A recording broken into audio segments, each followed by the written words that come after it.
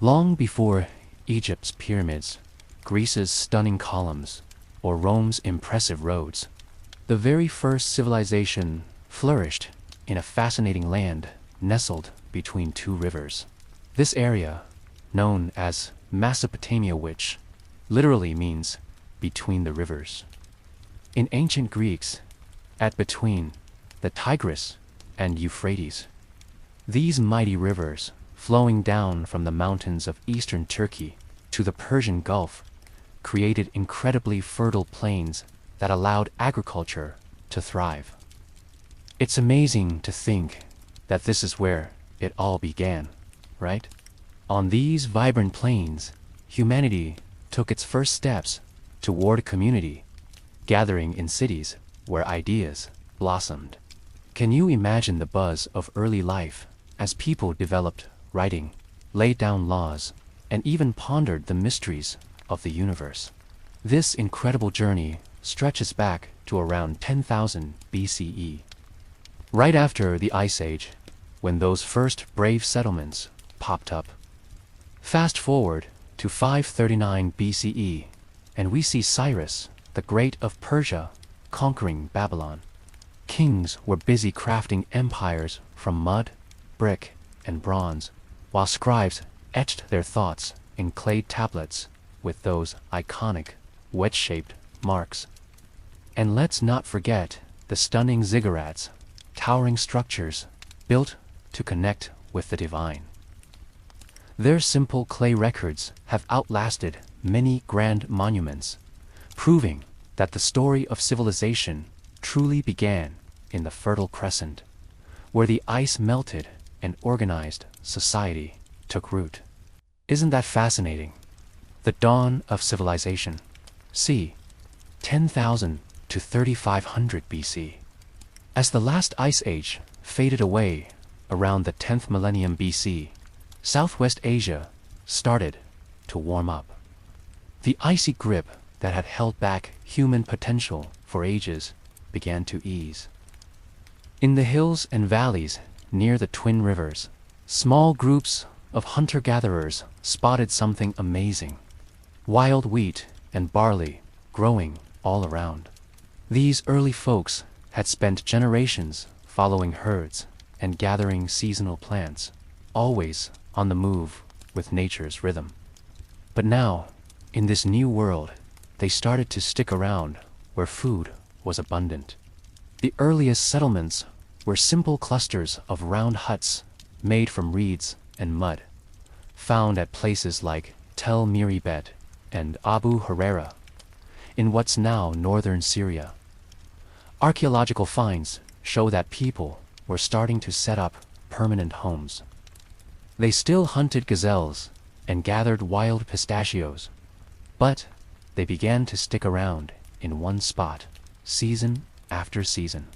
In the Jordan Valley, one settlement took things to a whole new level. Jericho, thought to be the world's oldest continuously inhabited town, popped up about 11,000 years ago. The folks there built stone walls, not just for their homes, but also for protection, the first sign of people banding together for safety. They even created mysterious towers, and archaeologists are still scratching their heads about what they were for. Over in Anatolia, another fascinating community emerged, where mud brick houses were so close together that there were no streets. Residents climbed in through holes in the roofs, moving around like ants in a busy colony.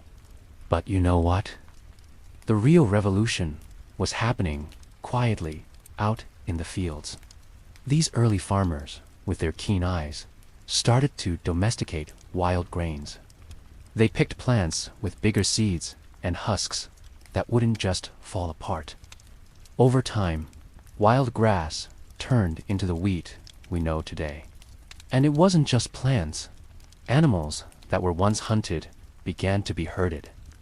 The wild aurochs, the tough ancestors of our modern cattle, were gradually tamed. Soon, sheep, goats, and pigs joined the mix.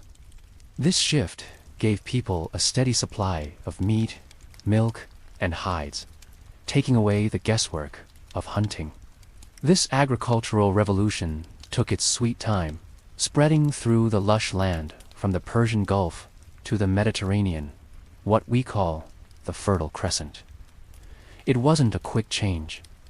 It unfolded over centuries, but the impact, huge. For the first time, people could grow more food than they needed right away. This extra food meant some folks could try their hand at other crafts. Suddenly, we had potters, weavers, and toolmakers trading their goods for food. How cool is that? During the 6th millennium BC, another pivotal innovation appeared: pottery. Though simple containers had been made from stone, wood, and woven reeds for millennia, the firing of clay created vessels that were both lightweight and watertight. Food could be stored longer. Liquids could be transported easily. As crops became more productive, early farming communities discovered a new challenge in the lowland plains between the rivers. Rainfall was scarce, but the annual flooding of the Tigris and Euphrates provided rich silt for growing. The people learned to dig channels to direct this water to their fields. The birth of irrigation, agriculture. By the early 5th millennium BC, small villages had grown into larger settlements across the southern alluvial plain. The land that would later be called Sumer, sites like Eridu, and modest farming communities, but would eventually grow true cities. The management of water became super important for these developing societies. Coordinating irrigation took more than just family effort. It needed real leadership and organization. Building canals and dikes brought people together and created more complex social structures. With agriculture came fresh challenges. Food surpluses had to be protected from raiders and managed during tough times. Religious beliefs also changed to cope with the uncertainties of farming life. The forces behind rain, floods, and droughts were seen as deities needing appeasement. Temples started as simple shrines, but evolved into grander structures. About 6,000 years ago, some communities built dedicated buildings where early priests performed rituals for good harvests. These temples turned into hubs for worship and redistribution, collecting and dispensing grain. As a result, social stratification grew. Those who controlled the surpluses gained power, while those who interpreted the gods' will gained authority. The equality of hunter-gatherer groups shifted to hierarchical communities with emerging elites. Tools evolved as well. Copper, first used for beads and decorative items around 7 millennia BC, began to be shaped into more practical implements. 1,000 years later, metalworkers had discovered that copper mixed with tin created bronze harder and more durable than pure copper. The Bronze Age had begun. Trade networks really took off. Obsidian from Anatolian volcanoes was super valued for its sharp edges and traveled far and wide. Lapis lazuli from Afghanistan made its way to temple decorations in the southern plains, while shells from the Persian Gulf showed up in inland areas. Toward the end of the 4th millennium BC, something pretty cool happened in the city of Uruk. As managing temple resources got trickier, administrators started using clay tokens to represent goods. Over time, these tokens turned into marks pressed into clay tablets, which were basically the first writing system ever. At first, these marks were simple pictures like a drawing of a sheep. If there were more sheep, They'd just add more marks. But then, things got interesting as the system evolved. Those marks began to represent sounds, too, marking the real start of writing. By the dawn of the 4th millennium BC, the foundations of civilization, as we understand it, were in place. Cities with thousands of inhabitants, specialized crafts and professions, monumental architecture, complex religious institutions, social stratification, long-distance trade, and written records. The stage was set for the next chapter in this remarkable story. The rise of the Sumerians and the world's first true urban civilization. The rise of Sumer around 3500 to 2300 BC. The southern alluvial plain, where the twin rivers meet the sea, became the heart of humanity's first real civilization. In this lush area, filled with marshy deltas and rich fields, an incredible culture built something totally new. A network of real cities, each packed with thousands of people living behind their mud brick walls. Uruk, possibly the most stunning of these early cities, grew quickly after 3500 BC. Archaeological digs show a settlement that stretched across nearly 250 hectares and could have held up to 50,000 people at its height. Huge defensive walls surrounded places and administrative buildings. At the heart of Uruk stood its crowning architectural achievement, the White Temple. Imagine this sacred structure, towering high on a platform, rising like a majestic mountain from the flat plain. Its whitewashed walls shone brightly in the desert sun, making it visible for miles around. Can you picture that?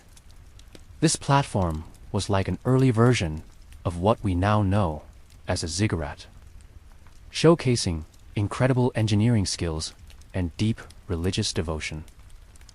It's fascinating how this temple not only served as a place of worship, but also symbolized the strength and creativity of the people of Uruk.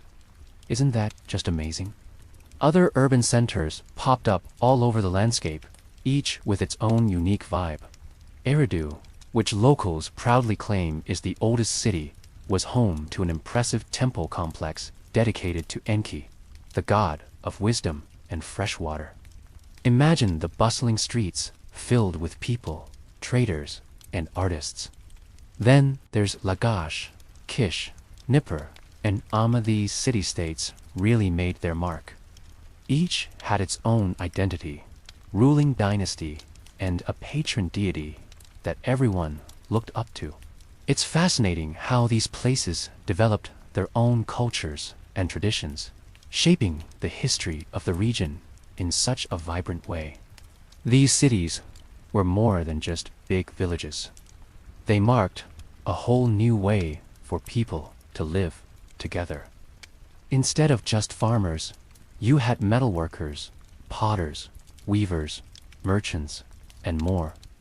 The buildings told the story too, with grand temples and homes for the rich, alongside simpler places for everyday folks.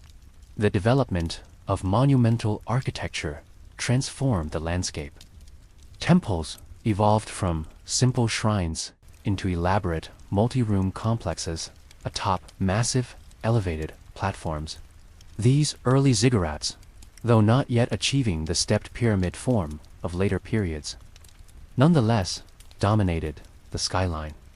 By 3000 BC, the city of Ur featured a temple platform over 11 meters high, requiring more than 720,000 baked bricks for its construction. The question of who directed these monumental construction projects reveals another innovation of this society: institutionalized leadership. Early governance appears to have been a form of shared authority. Councils of elders and assemblies of citizens held significant power.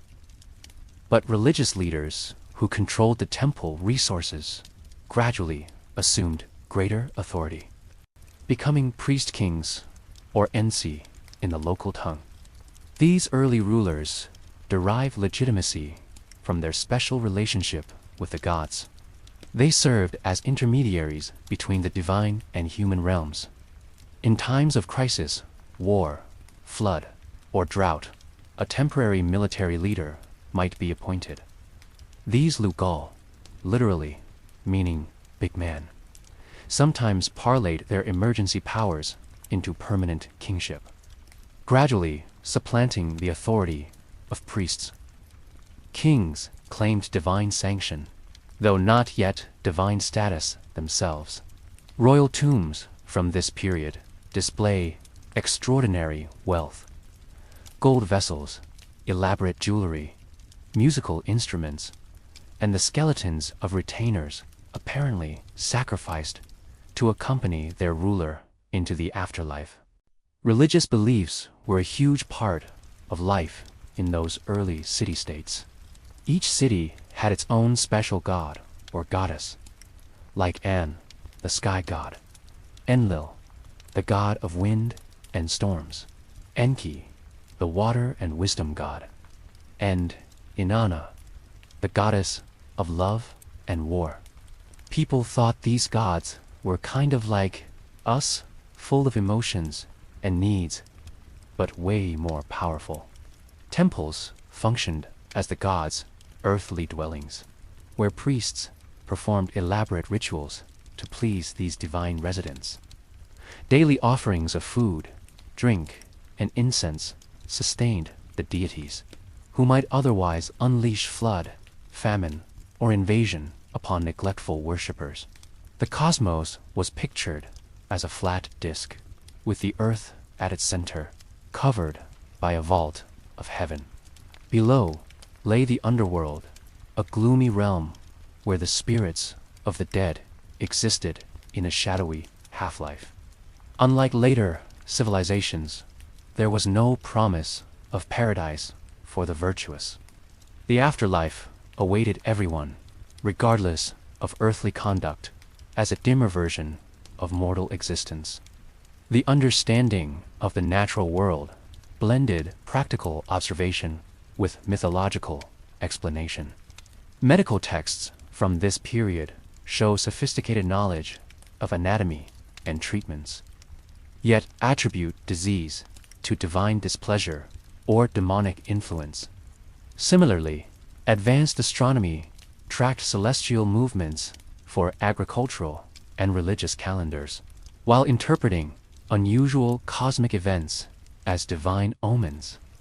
One of the most far-reaching innovations of this culture, cuneiform writing, continued to evolve throughout this period.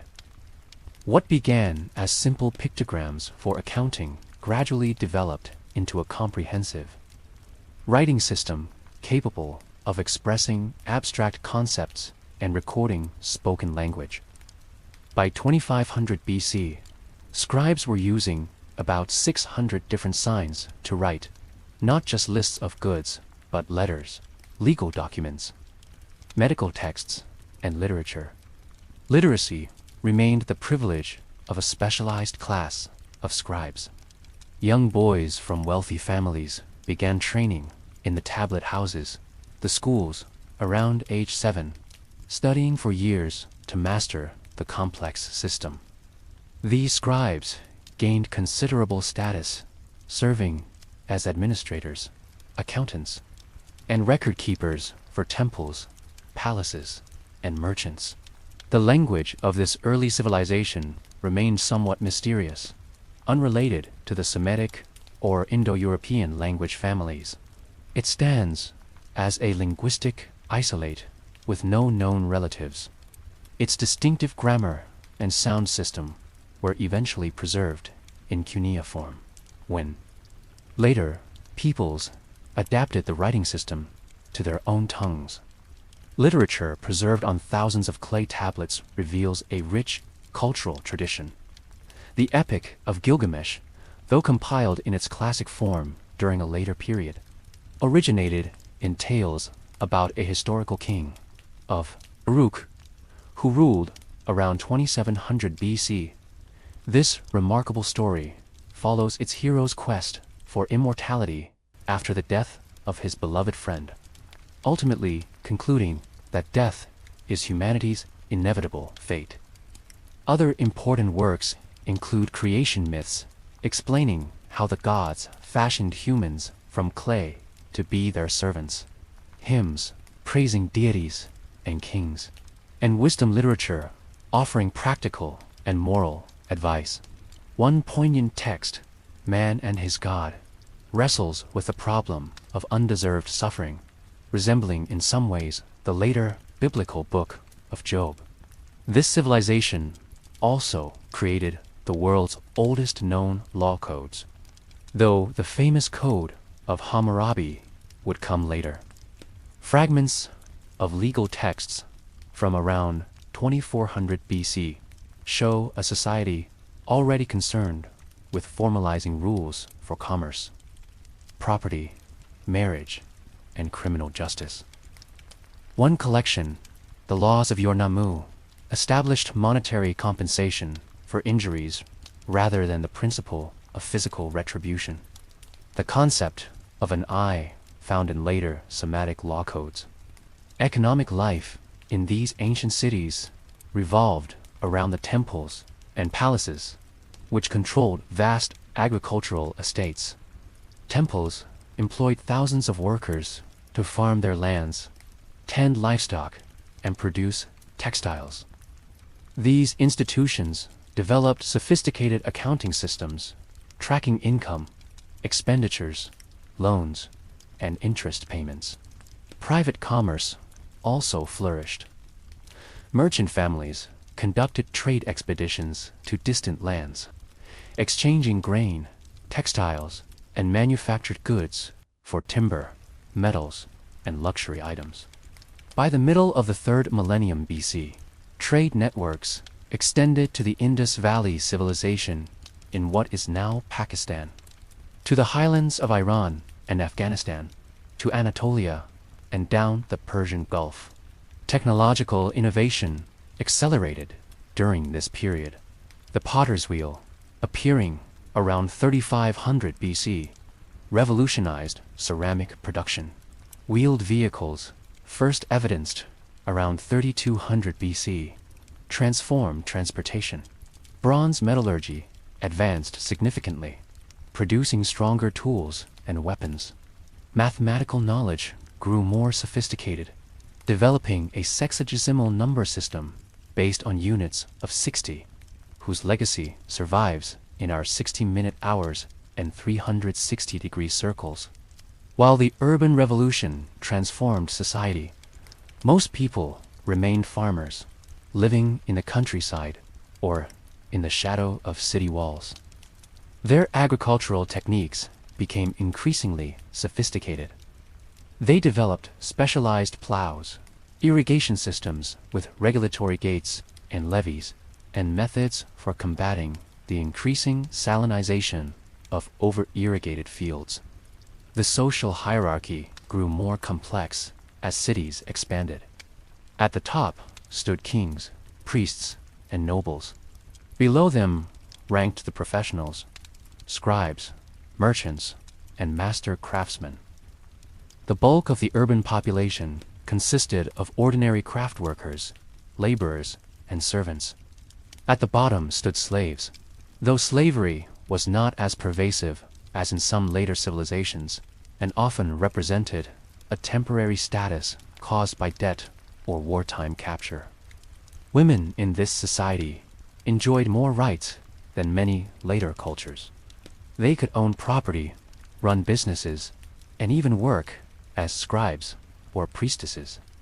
However, the top religious and political roles were still mostly held by men. Families typically arranged marriages with a bride price paid to the woman's parents. Both partners could divorce under certain conditions, but men had a bit more freedom in that area. The city-states in this region were always at each other's throats, battling over water rights, borders, and trade routes. Around 2500 BCE, Umas, Rula, Lugazich Sea, managed to conquer some neighboring cities and brought a chunk of the southern plain together. But that didn't last long. By 2334 BC, things were about to change big time. While these city-states had built impressive cultures and technologies, their constant fighting made them easy targets for outside forces. To the north, in the region around modern Baghdad, a leader with unprecedented ambition was rising to power. Sargon of Akkad, who would create the world's first true empire. The legacy of this remarkable civilization would live on in the imperial systems that followed.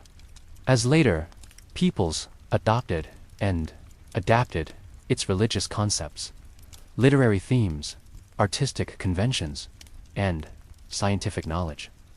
Even after losing political independence, the cultural influence of Sumer continued to shape Mesopotamian civilization for millennia. The Akkadian Empire lasted from around 2034 to 2154 B.C. A different culture arose in the central plains of Mesopotamia, north of the ancient Sumerian city-states. Unlike their southern neighbors who spoke an isolated language, these people spoke a Semitic tongue. While they were influenced by the achievements of the older civilization, they maintained their own distinct identity, centered on their main settlement, Akkad. The precise location of Akkad is unknown to archaeologists, but it was likely near modern-day Baghdad. From this city would emerge a figure whose ambition would transform the political landscape of the ancient world, Sargon, whose name translates to the true king. The origins of Sargon are legendary. According to his own inscriptions, he was born into a humble family, the son of a gardener or date palm cultivator. A later story claims he was a foundling cast into the Euphrates River in a reed basket, mirroring the later tale of the biblical Moses. Whatever his true background, Sargon began his career as the cupbearer for the king of Kish, an important northern city-state. From this modest court position, Sargon showed remarkable political and military skill. Around 2334 BC, he seized power in Kish under circumstances now lost to history. After establishing this initial power base, he turned his attention south to the wealthy cities of the southern plain. His main rival was Lugalzij, the ruler from Amma, who had briefly united many southern cities. Their conflict was more than a power struggle between two ambitious leaders. It was a clash between two different models of state organization. Lugalzij wanted to maintain the traditional city-state system with himself as the supreme ruler, while Sargon envisioned a revolutionary, unified territorial state with direct central control. In a series of military campaigns, Sargon defeated Lugalzij and his southern allies. One inscription claims Sargon's armies reached the Persian Gulf, where he washed his weapons in the sea. The victorious northern ruler then instituted a radical new form of governance. Instead of letting conquered cities maintain their autonomy under local dynasties who paid tribute, he removed their rulers and installed loyal officials, often from his own family, as governors. This administrative innovation marked the creation of the world's first true empire, a multi-ethnic state with centralized authority over a vast territory. At its peak, this empire extended from the Persian Gulf to the Mediterranean Sea, encompassing Mesopotamia and parts of modern Syria, Turkey, and Iran. To hold this diverse realm together, Sargon implemented several unifying strategies. He established his native tongue, Akkadian, as the official language for imperial administration. He standardized weights and measures to facilitate trade and taxation throughout the empire. Perhaps most importantly, he created a standing professional army. Reportedly, 5,400 men who eat bread daily before him.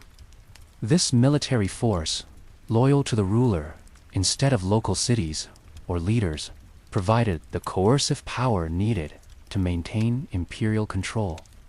The empire's economic foundation rested on agricultural surplus, which was collected as taxes, control of vital trade routes, and the wealth of conquered cities. Trade expanded dramatically under the empire's security, with caravans and ships carrying goods over unprecedented distances. Merchants from the empire journeyed as far as the Indus Valley in modern Pakistan and into Central Asia in search of precious materials like lapis lazuli, carnelian, and tin. For ordinary people, this imperial system brought both benefits and burdens. Imperial peace and standardization facilitated commerce and cultural exchange. New irrigation works increased agricultural productivity in some regions.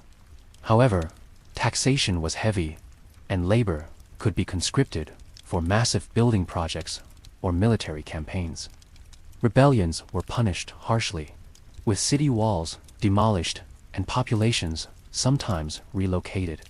According to later king lists, Sargon ruled for about 56 years, though this may include the reigns of some of his successors.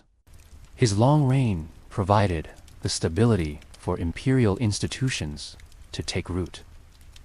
When he died around 2279 BC, he left a transformed political landscape.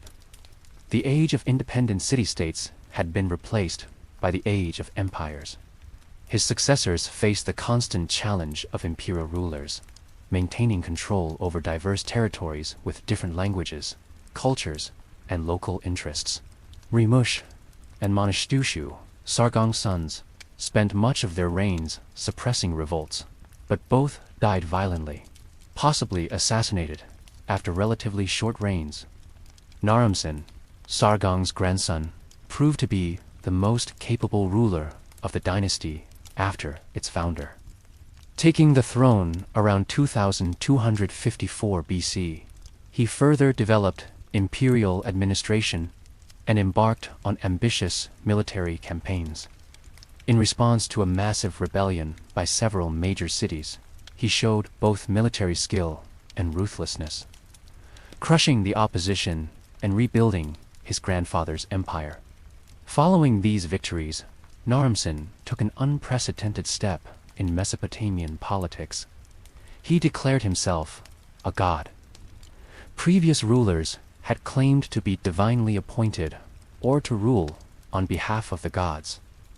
But Naram-Sin had his name written with the divine determinative, the cuneiform sign for a deity.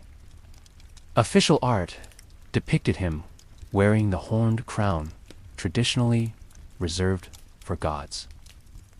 This elevation of the ruler to divine status reflected both the extraordinary power of the imperial office and perhaps a strategy to strengthen loyalty in a multi-ethnic realm where local religious traditions varied. Naram-Sin's reign marked the peak of imperial power. His famous victory, Stele, discovered at Susa in modern Iran, depicts him as a heroic figure, physically larger than his soldiers and trampling defeated enemies. The artistic conventions established during this period, showing the ruler as superhuman in scale and achievements, would influence royal iconography throughout the ancient Near East for centuries. Despite these impressive achievements, cracks were beginning to appear in the imperial structure. Maintaining control over such vast territories with ancient transportation and communication technology proved increasingly difficult. Provincial governors, often members of the royal family, developed their own power bases. The costs of constant military campaigns to suppress rebellions strained the economy. External pressure also intensified during this period. Inscriptions from Naram-Sin's reign mentioned conflicts with mountain peoples called the Guti, who raided from the Zagros Mountains to the east. From the northwest, the power of Ebla and Syria presented another challenge to imperial control. After Naram-Sin's death, around 2218 BC, his son, Sharkal-Shari, inherited these mounting problems. Although a capable ruler who maintained imperial power for a time, the forces pulling the empire apart proved too strong. Provincial areas broke away. External enemies pressed in, and economic troubles deepened. A later text dramatically describes these troubled times. Who was king? Who was not king? Suggesting a period of disputed succession and fragmented authority. This time of confusion lasted until approximately 2154 BC, when the last nominal ruler of the dynasty was overthrown, ending the empire. Traditional Mesopotamian historical thought attributed this collapse to divine punishment for Naram-Sin's hubris and his sack of the holy city of Nippur. Modern historians identify more concrete factors: the ecological strain of intensive agriculture, the administrative challenge of controlling vast territories, economic difficulties, and the constant pressure from surrounding peoples. After the empire's fall, various successor states emerged across the region. In the southern cities, local rulers reasserted their independence. In the north, the Guti mountain people from the Zagros range established control over parts of the former imperial heartland. The cultural impact of this first empire outlasted its political structures. The fusion of northern and southern traditions created a blended Mesopotamian culture that would influence the region for centuries. The imperial ideal, unified state under a single ruler, became a recurring aspiration for ambitious leaders. The prestige of Sargon's dynasty remained so powerful that later rulers, including Assyrian kings, nearly 2,000 years later, would claim a connection to this first empire to legitimize their own rule. Even in decline, the accomplishments of this pioneering imperial state left an indelible mark on history. The organizational innovations, cultural exchanges, and political concepts developed during this period provided models for future empires, not only in Mesopotamia, but across the ancient world. Although the empire itself was relatively short-lived, lasting less than 2 centuries, its legacy would endure for millennia as the template for imperial states to come. The Neo-Sumerian revival around 2112-2004 BC. After the fall of the world's first empire, things got pretty chaotic in the lands between the rivers. The Guti, who lived in the mountains, took over the northern regions, while the southern city-states broke free and started running things with local leaders. This messy time of disunity dragged on for almost a century. The Guti, known in old texts as the dragon of the mountains, and a people who know no limits, had a loose grip on the north, but never really set up a solid government. Instead of ruling, they focused on raids and collecting tribute, which made them pretty unpopular with the settled folks living under their control. In the south, something amazing was happening, a cultural renaissance, free from northern control and inspired by the traditions of the past. The ancient cities were buzzing with creativity. This exciting time is known as the Neo-Sumerian period, where old cultural styles were brought back to life in fresh political settings. Among these resurgent southern centers, the city of Lagash achieved particular prominence under a ruler named Gudea. Though never attempting to build a large territorial state, Gudea presided over a flourishing of arts, architecture, and religious expression.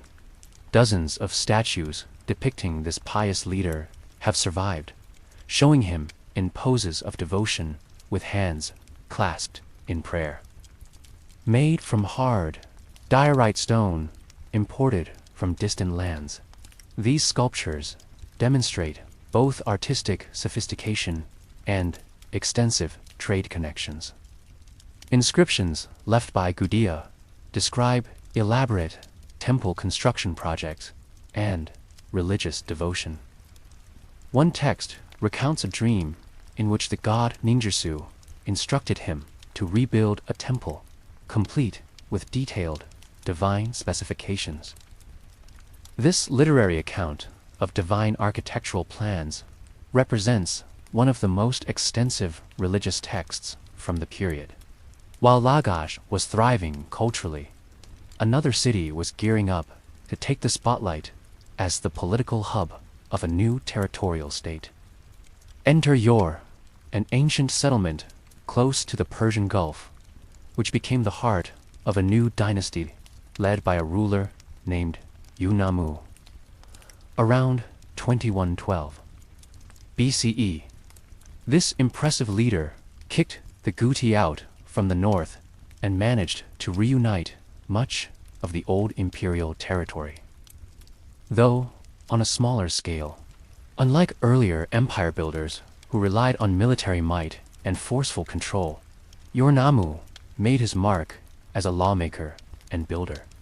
The law, codenamed after him, though only partially preserved, is actually the earliest known systematic legal collection in history, beating the more famous Code of Hammurabi by over 3 centuries.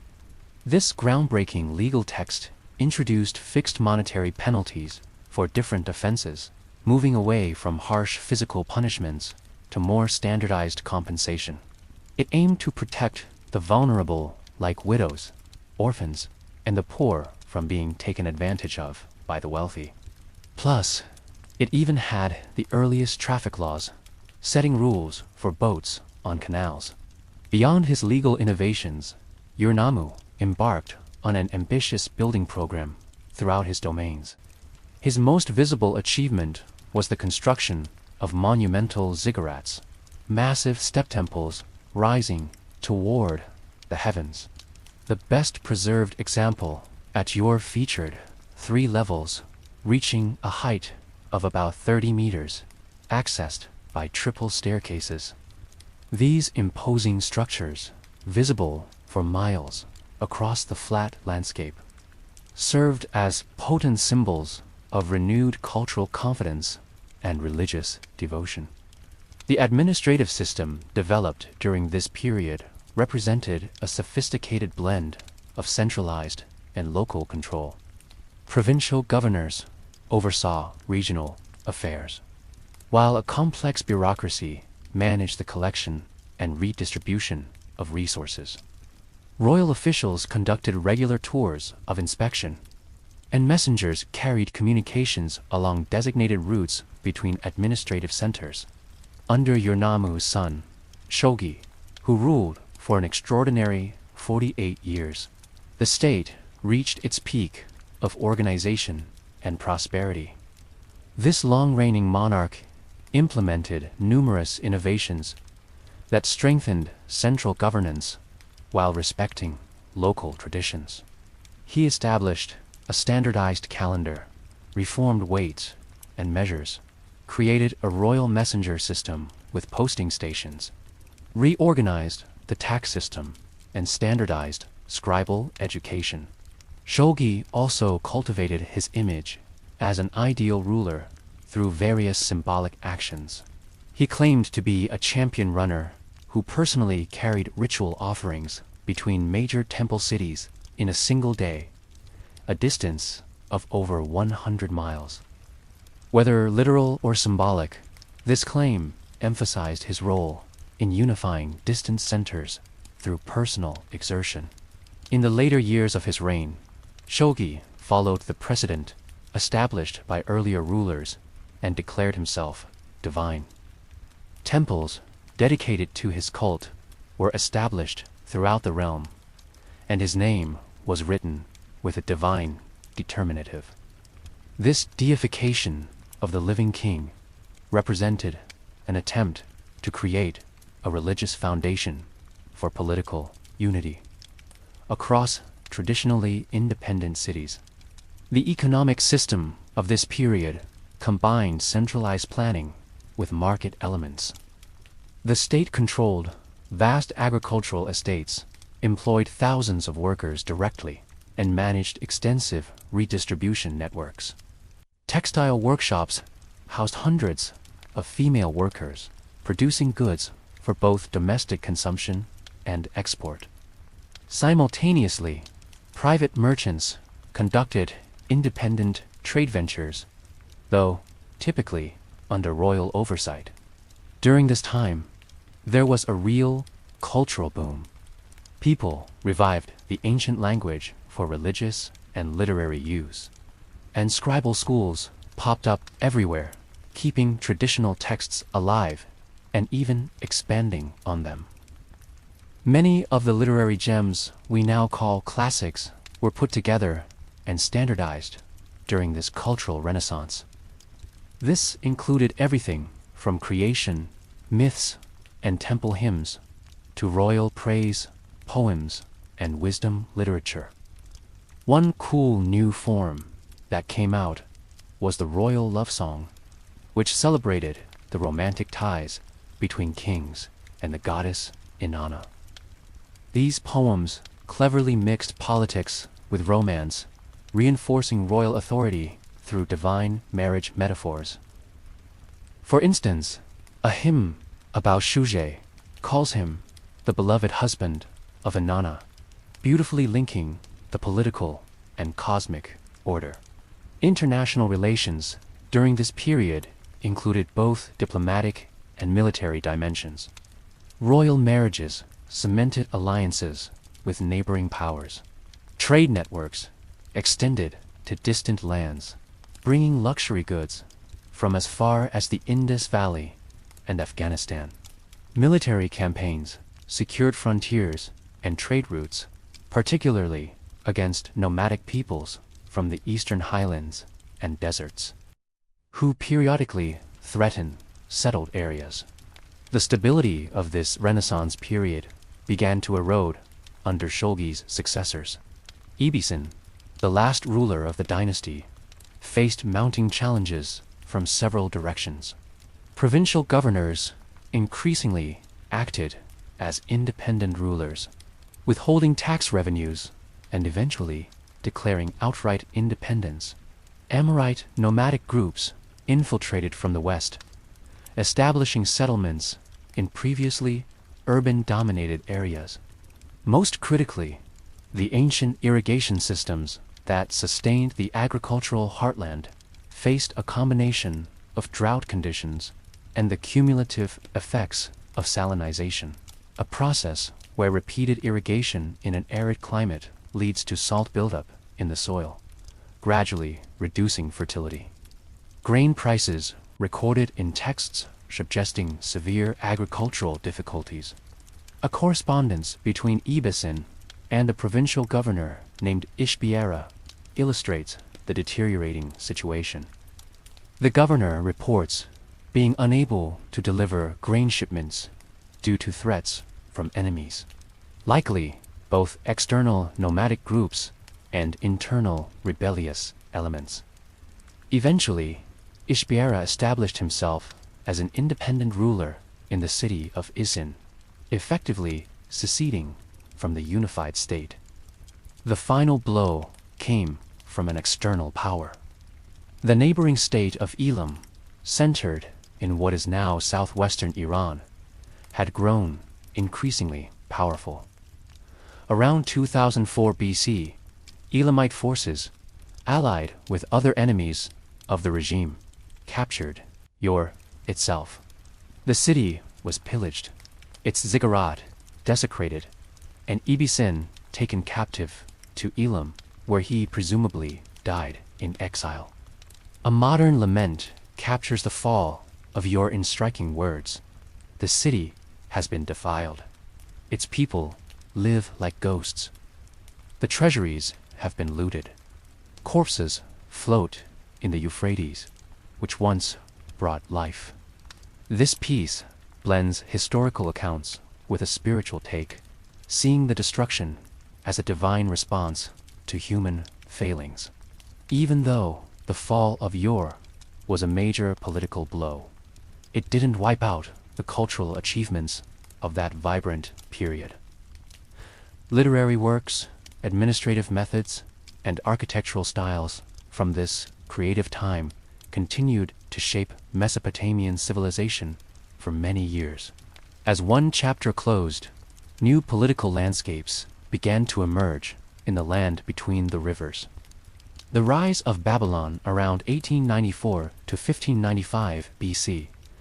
After the fall of the Ur, the Third Dynasty, Mesopotamia's political scene got pretty chaotic, with power splintering into various city-states. There wasn't one dominant force, just a mix of small kingdoms battling for control over trade routes, water, and farmland. This time of division lasted almost a century and gave rise to some key regional players like Isin, Larsa, Ishnana, and Mari. A big change in population came with this political split. The semi-nomadic Amorites, hailing from the Syrian desert, had been gradually moving into the settled areas of Mesopotamia for years. They spoke a Western Semitic language, quite different from the ancient Sumerian and the Eastern Semitic dialect of the First Empire, and they set up dynasties in various cities. One notable Amorite leader, Sumu Bum, made his mark in a small settlement called Babylon around 1894 BC, nestled along the Euphrates River in central Mesopotamia. This city, whose name means Gate of the Gods, had been around for centuries, but didn't stand out much. However, with Sumo Bum and his successors, it started to gain some serious attention. In its first century under Amorite rule, Babylon was just one of many players in a divided political scene. The first 5 kings gradually expanded their territory, building walls, temples, and irrigation systems to boost their little kingdom. Still, cities like Larsa and Isin had more resources and clout during this time. The geopolitical situation shifted dramatically with the accession of the 6th ruler of the dynasty, a king who would transform both his city and the entire region through military prowess, administrative genius, and careful image building. Taking the throne around 1792 BC, this monarch, Hammurabi, would rule for 43 years and establish Babylon as the dominant center of Mesopotamian civilization. During this time, Babylonian culture blended older traditions while creating unique new styles.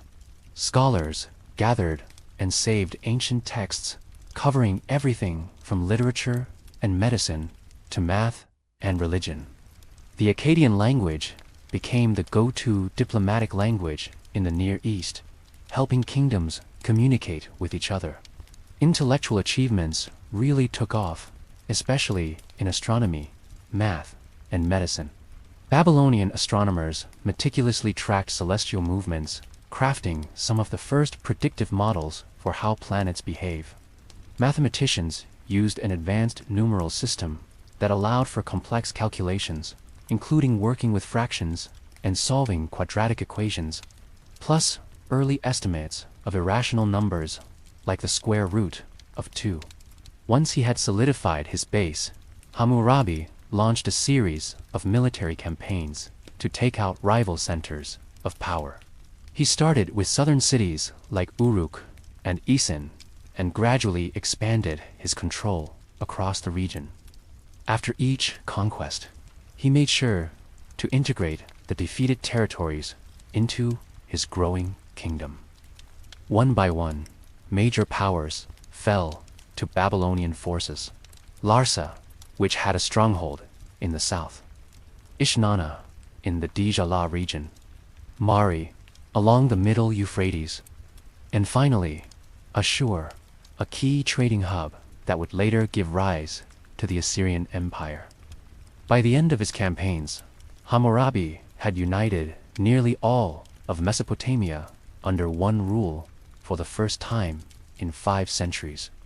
Unlike earlier conquerors who emphasized the revolutionary nature of their rule, Hammurabi presented himself as a conservative restorer of ancient traditions. His royal inscriptions describe him as the king who made the 4 quarters of the world obedient, but also as a shepherd appointed by the gods to bring justice to the land. This emphasis on justice found its most famous expression in the set of laws compiled under his authority, the Code of Hammurabi, inscribed on a 2.25-meter-tall stone, steely crowned with an image of the king receiving authority from the sun god Shamash. The code contained 282 legal provisions covering virtually every aspect of society. This monument, discovered by modern archaeologists in 1901, stands as one of the most complete legal collections from the ancient world. The laws themselves reveal a complex society with clearly defined social classes. Different penalties applied depending on whether the parties involved were aristocrats, commoners, or slaves. Principles like an eye for an eye applied when both parties were of equal status. But monetary compensation was prescribed when a higher status person injured someone of lower rank. Despite this class-based approach, the code repeatedly emphasized protection for the vulnerable, to prevent the strong from oppressing the weak, to provide justice for the orphan and widow. The collection addressed everything from property disputes and inheritance to marriage, from professional standards for doctors and builders to agricultural contracts and commercial regulations.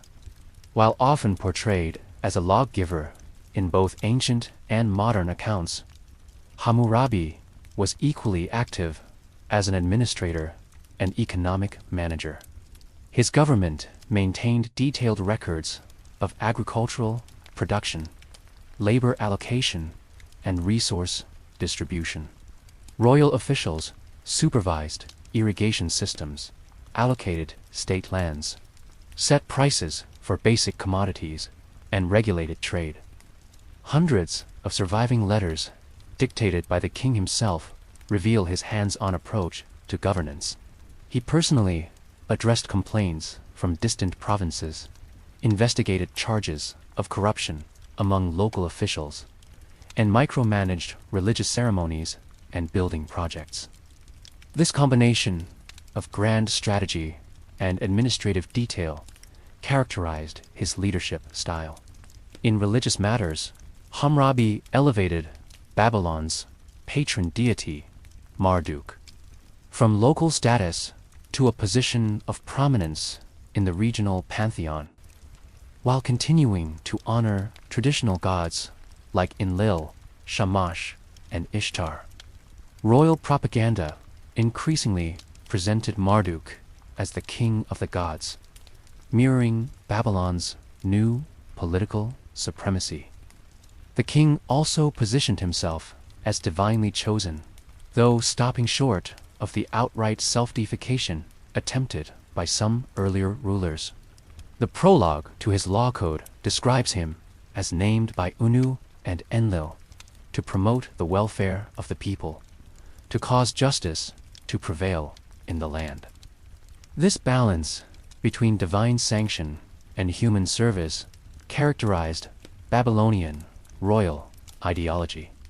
When Hammurabi died around 1750 BC, he left behind a unified kingdom incorporating most of Mesopotamia. His son, Samsuluna, inherited a seemingly stable state, but this appearance proved deceptive. Within a few years, revolts erupted in southern cities with older cultural traditions. Though initially suppressed, these rebellions continued to flare up, gradually eroding central control. Adding to these internal challenges, a new external threat emerged from the marshlands of the extreme south.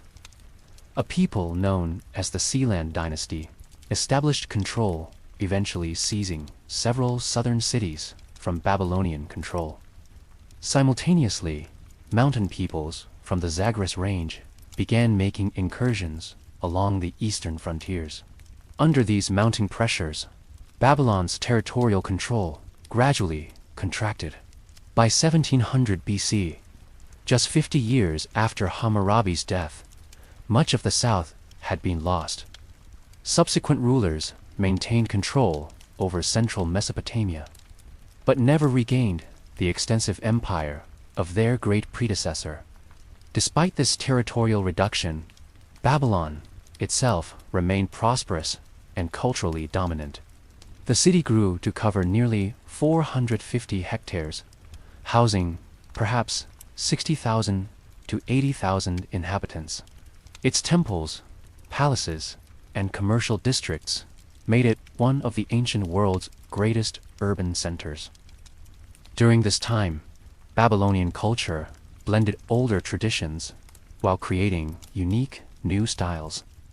Scholars gathered and saved ancient texts, covering everything from literature and medicine to math and religion. The Akkadian language became the go-to diplomatic language in the Near East, helping kingdoms communicate with each other. Intellectual achievements really took off, especially in astronomy, math, and medicine. Babylonian astronomers meticulously tracked celestial movements, crafting some of the first predictive models for how planets behave. Mathematicians used an advanced numeral system that allowed for complex calculations, including working with fractions and solving quadratic equations, plus early estimates of irrational numbers like the square root of 2.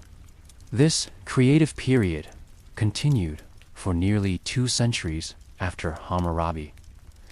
Despite the gradual reduction in Babylon's territorial control, the dynasty maintained political stability within its core regions, and cultural influence extended far beyond political boundaries.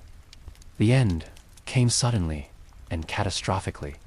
Around 1595 BC, a completely unexpected threat appeared from far to the north. The Hittites, an Indo-European speaking people based in central Anatolia, modern Turkey, had been building their own kingdom far from Mesopotamian centers. Under an ambitious ruler named Mursili, Hittite forces marched over 500 miles from their homeland in a raid of unprecedented scale. The Babylonians, focused on traditional threats from the east and south, were utterly unprepared for this northern attack. The Hittites breached Babylon's defenses, plundered its treasures, and overthrew the ruling dynasty that had governed for 3 centuries. After that wild raid, the Hittites pulled back to their homeland in Anatolia, seemingly more interested in the loot than taking over. This left a power gap that another group, the Kassites, was ready to fill. They originally came from the Zagros Mountains and had been hanging around as mercenaries in Babylonian lands for ages. After the Hittite chaos, a Kassite leader grabbed the Babylonian throne and kicked off a new dynasty that would last an impressive 400 years. Even though the Hittite attack shook things up politically, it didn't really change the culture. The Kassites embraced Babylonian religion, language, and customs, keeping them alive while also sticking to the same administrative practices, literary styles, and architectural vibes. Many folks in later Mesopotamia looked back at Hammurabi's time as a golden age period when justice was served, and the region thrived under wise leadership from the city that would be its cultural heart for centuries. Kassite rule and regional powers, c. 1595 to 1155 BC. After the intense Hittite raid that took down Hammurabi's dynasty, a new group stepped in to take control of Babylon and its lands. Enter the Kassites. These folks were originally mountain dwellers from the Zagros range, but over time they blended into Mesopotamian life, serving as mercenaries, settling down, and picking up local customs. With the power vacuum left behind, a Kassite leader named Agam claimed the throne, kicking off what would turn out to be the longest ruling dynasty in Mesopotamian history. What's interesting is that unlike past conquerors who shook things up, the Kassites actually embraced the culture and religious practices of their new home. They adopted the titles, gods, and administrative styles of those before them. Thanks to this approach, the region enjoyed a pretty stable run, with the Kassite dynasty holding the reins for nearly 4 centuries, from around 1595 to 1155 BC. Now, the early years of Kassite rule are a bit of a mystery because there aren't many records from that time. But by the mid-15th century BC, things started to change. Historical documents became more plentiful, painting a picture of a kingdom that, while not as vast as Hammurabi's empire, still held onto the Babylonian heartland and engaged in some savvy diplomatic relations with neighboring powers. During this time, the political scene in the Near East shifted dramatically. No single power was in charge anymore.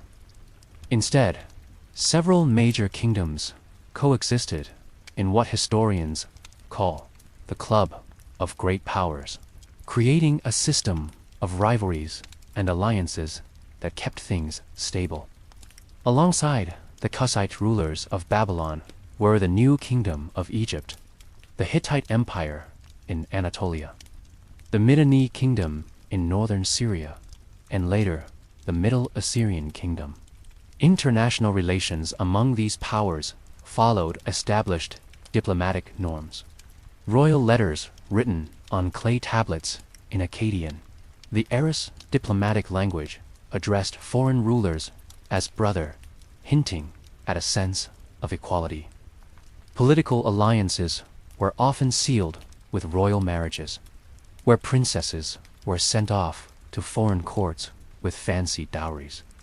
Merchants and ambassadors traveled established routes between capitals, making trade and diplomacy flow smoothly. The Amarna letters, a treasure trove of diplomatic correspondence found in Egypt, show the intricate balance of cooperation and competition that defined international relations back then. One Kassite king even wrote to Pharaoh Amenhotep III, grumbling that the gold sent as a gift was too little. "Gold in your country is as common as dust," he said, asking for more generous offerings to fund his building projects. Within their kingdom, Kassite rulers managed things through an administrative system that borrowed from earlier models, but also added their own twists.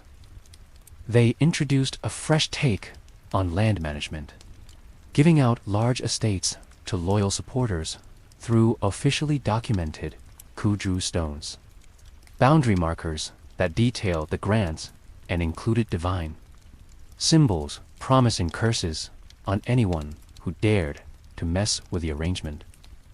This created a feudal relationship between the crown and a class of landed nobility. Religious practices during this time showed both continuity and change. Traditional Mesopotamian deities stayed central to state worship, but the Kassites also introduced some of their own gods into the mix. They paid special attention to cosmic deities linked to celestial bodies, which helped kick off some pretty sophisticated astronomical observations. Even without major military expansion, this era saw significant intellectual achievements. Scribal schools kept older literary traditions alive and even expanded on them. Scholars compiled extensive lists, organizing knowledge on everything from divine names to medical diagnoses and legal precedents, showcasing early attempts at encyclopedic knowledge. Astronomical observation got more precise, too. Court astrologers tracked planetary movements to find omens that could influence royal decisions. These observations, initially for divination, eventually turned into data sets that allowed for predicting celestial events. The zodiac system, which divides the ecliptic into 12 segments named after constellations, began to take shape during this time. Medical texts from the period reveal a dual approach to healing, mixing practical treatments like herbal remedies and surgeries with spiritual interventions to tackle divine or demonic causes of illness. Diagnostic manuals linked symptoms showing impressive clinical observation, even with a limited understanding of internal anatomy. Artistic traditions thrived, showcasing technical skill within established styles. The unique Kassite style in cylinder seals featured intricately carved figures with amazing detail. Monumental art continued earlier traditions, but added subtle new elements from various cultural influences.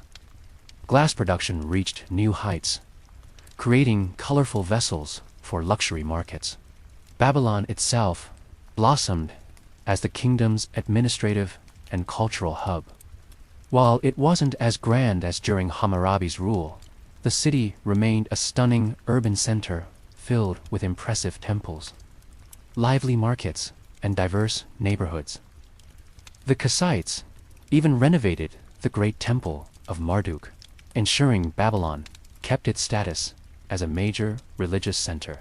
Throughout their long reign, the Kassite rulers generally preferred diplomacy over military conquest, maintaining peaceful relations with their neighbors.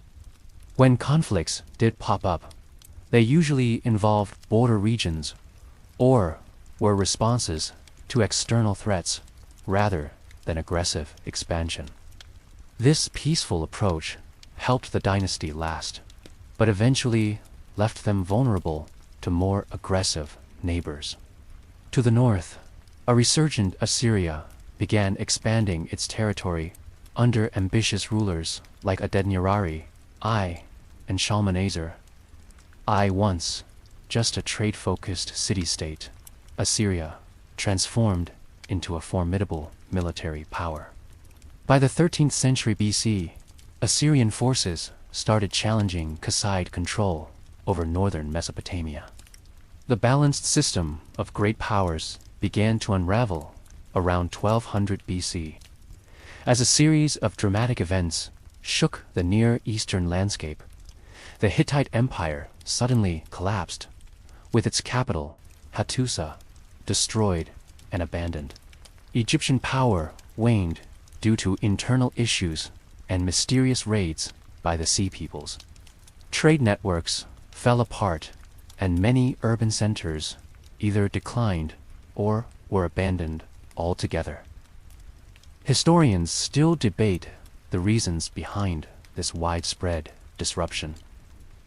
Some suggest climate change triggered crop failures and famine, while others point to population movements that led to conflicts with established powers. Whatever the mix of factors, the outcome was a period of instability known as the Bronze Age collapse. Amid this chaos, the Kassite kingdom initially showed impressive resilience, outlasting several of its great power contemporaries. But eventually, the mounting pressures became too much.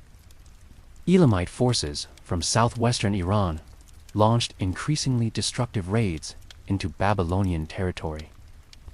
The Elamite king, Shetrucknahut, I led a brutal campaign around 1160 BC, capturing key cities and stealing cultural treasures, including the victory stele of Naram-Sin and the law code of Hammurabi.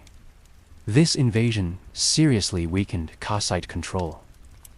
A native Babylonian dynasty from the ancient southern city of Isin took over around 1155 BC, marking the end of 4 centuries of Kassite rule.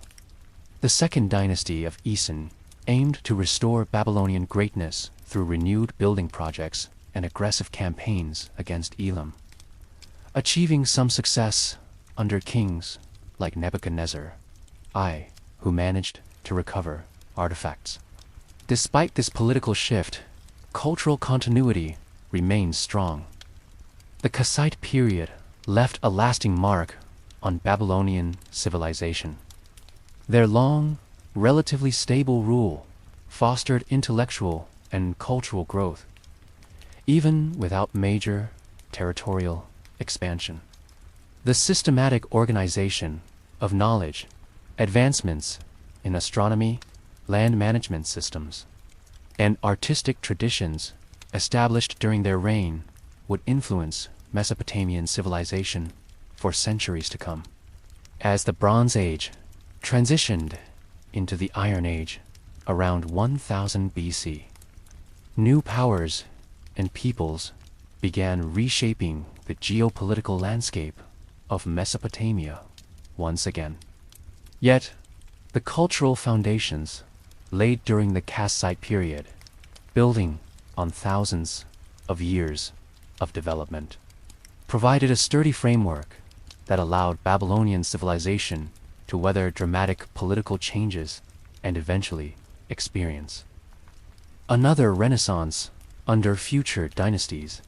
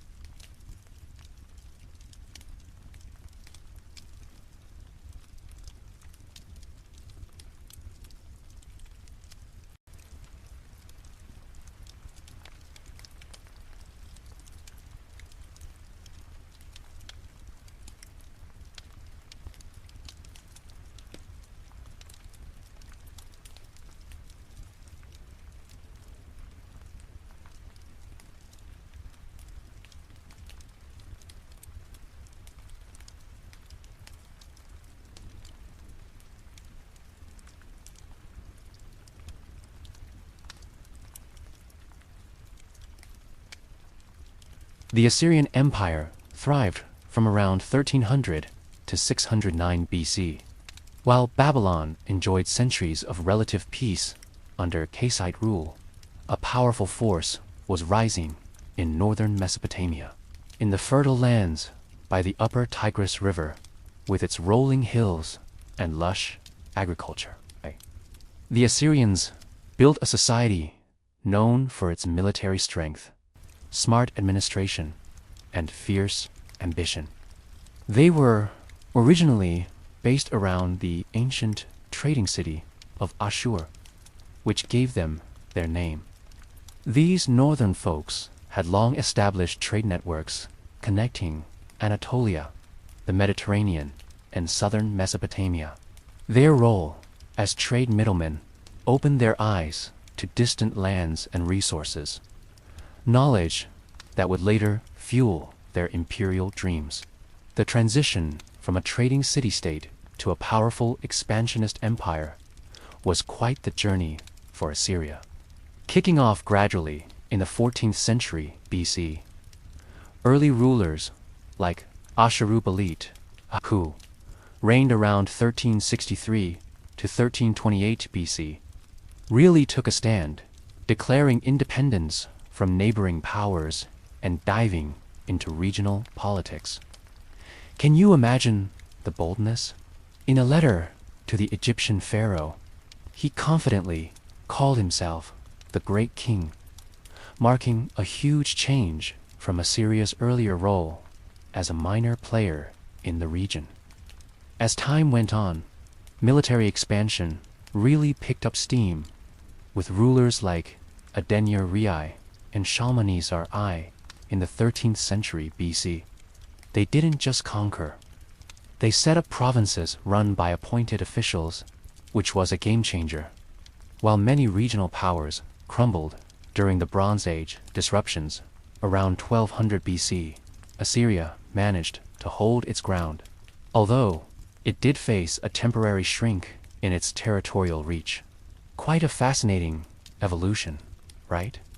The true turning point came during the reign of Tiglath-Pileser I, 1114 to 1076 BC. This energetic ruler conducted campaigns in all directions: north into the Armenian highlands, west to the Mediterranean coast, east into the Zagros Mountains, and south against Babylonian territory. His inscriptions boast of crossing the Euphrates 28 times to fight Western enemies and hunting lions as a royal sport, establishing twin motifs that would characterize Assyrian kingship, warrior, and hunter. Following Tiglath-Pileser's death, Assyria entered a period of contraction lasting nearly 2 centuries. External pressures from Aramean tribal groups combined with internal succession problems to limit territorial control. However, even during this time of reduced power, key institutions and cultural elements that would support later imperial growth continued developing. The foundations for extraordinary imperial expansion were laid during the 9th century BC. 3 rulers stand out as architects of Assyrian resurgence: Ashur-nasirpal II, Shalmaneser III, and Shamshi-Adad V. Under their leadership, the mechanisms of empire were systematically developed and refined. Ashur-nasirpal II, 883 to 859 BC, established a new capital at Kalhu, modern Nimrud, constructing a magnificent palace decorated with stone reliefs glorifying royal achievements. These visual narratives, portraying military conquests, royal hunts, and religious ceremonies, created a powerful propaganda tool that subsequent rulers would expand. The inauguration of this palace complex was celebrated with a banquet reportedly hosting 69,574 guests, over 10 days in extraordinary display of wealth and organizational capacity. Military innovations transformed the Assyrian army into an unstoppable force. Iron weapons, having replaced bronze, provided a technological advantage. Specialized units, charioteers, cavalry, archers, and siege engineers, worked in coordinated fashion. The corps of professional soldiers was supplemented by seasonal conscripts and auxiliaries from subject territories. Logistics received particular attention, with carefully planned supply chains supporting operations in distant regions. Administrative systems matched military sophistication. Conquered territories were organized into provinces governed by appointed officials, answerable directly to the king. Local nobles from newly integrated regions might be incorporated into the imperial structure. But their sons were often brought to the Assyrian capital for education and as hostages, ensuring their father's loyalty. Road networks, way stations, and messenger systems facilitated rapid communication throughout the realm. The most infamous tactic was using terror as a political weapon. Royal inscriptions and palace reliefs showed brutal punishments for rebels, like flaying, impalement, and mass executions. Cities that fought back were destroyed, and their people were moved far away, breaking local identities and stifling resistance.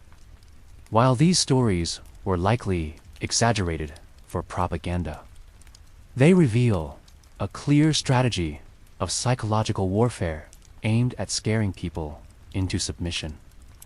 The empire expanded dramatically under Tiglath-Pileser, 3745 to 727 BC, a usurper who seized the throne and implemented sweeping reforms. He reorganized the provincial system, breaking larger provinces into smaller units to prevent governors from accumulating too much power. He expanded the practice of mass deportation, moving conquered populations throughout the empire to disrupt local identities and resistance potential. He also reformed the military, creating a larger standing army, less dependent on seasonal conscripts. Under Tiglath-Pileser III and his successors, particularly Sargon II, Sennacherib, and Esarhaddon, the empire reached unprecedented size, eventually encompassing most of the Middle East. From western Iran to central Egypt, from the Persian Gulf to central Anatolia. This vast territory incorporated diverse environments, economies, and populations, presenting enormous administrative challenges. The relationship between Assyria and Babylon shows how imperial strategies evolved over time. Early Assyrian kings respected Babylon because of its rich cultural history. Tiglath-Pileser III followed tradition by being crowned king of Babylon under a different name, and his son Shalmaneser V kept this practice alive. But then came Sargon II, who took the throne in 722 BCE and continued this dual monarchy. His son, Sennacherib, though, got really fed up with the constant rebellions from Babylon, backed by Elam. After quelling several uprisings, Sennacherib lost his cool in 689 BC and decided to wipe out Babylon completely, how important the city was culturally and religiously. He destroyed irrigation systems, tore down temples, and took sacred statues back to Assyria. The most shocking part, the most score we let were, we lied a rewane day. Lie used to ki you, we to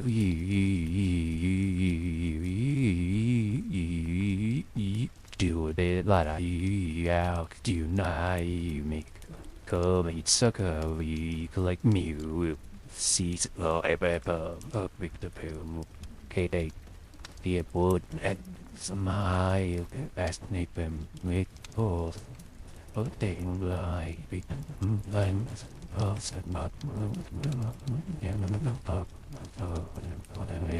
the image of Marduk, Babylon's main god, was held captive, making it impossible to hold proper religious ceremonies.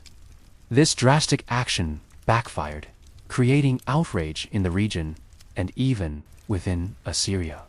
Many saw Sennacherib's assassination in 681 BC, while he was praying in the temple as divine retribution for his sacrilege against Babylon. His son, Esarhaddon, reversed this policy completely, ordering the full reconstruction of Babylon as one of his first royal acts. This pragmatic ruler recognized that ideology and religious respect could be more effective than brutality in maintaining control. Esarhaddon's inscriptions emphasize his role as a restorer and builder rather than destroyer.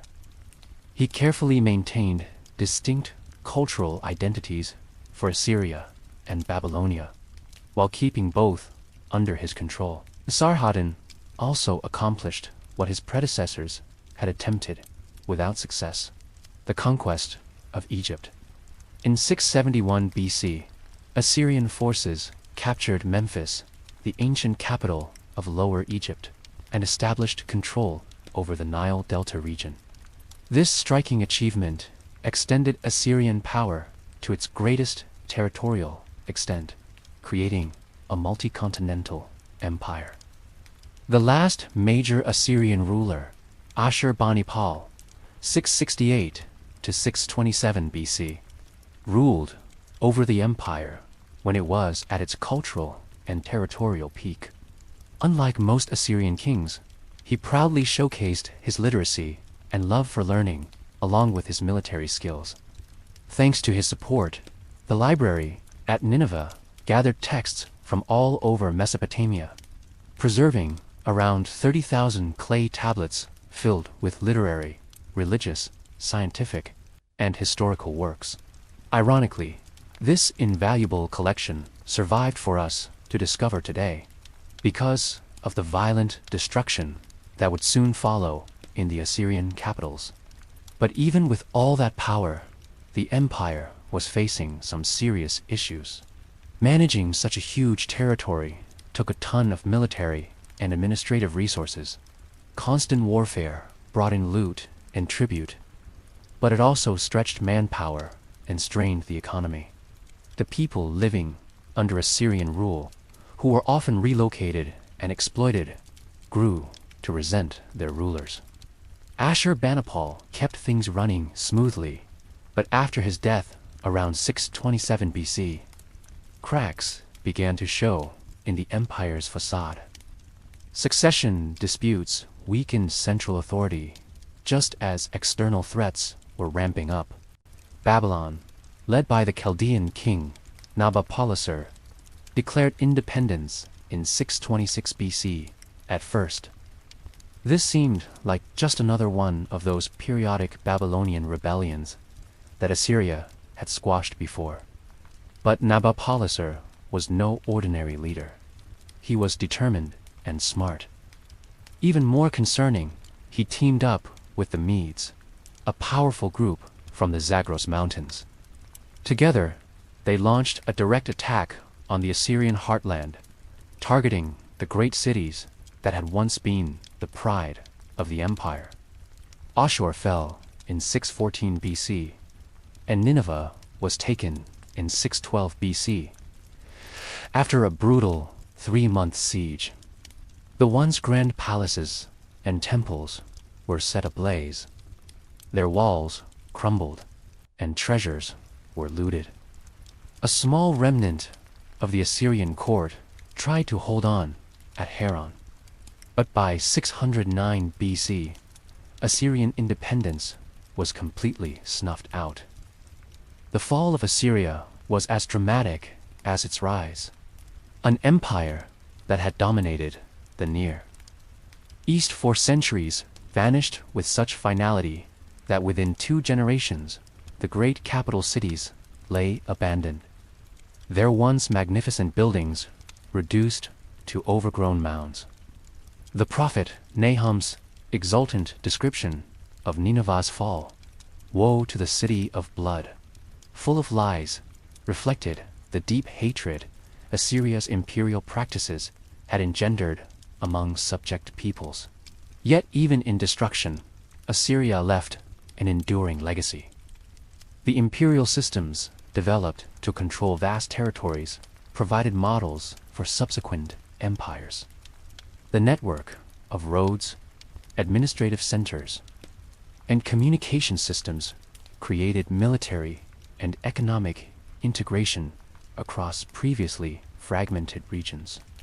The practice of gathering and preserving knowledge from throughout the empire saved countless cultural and literary works for posterity.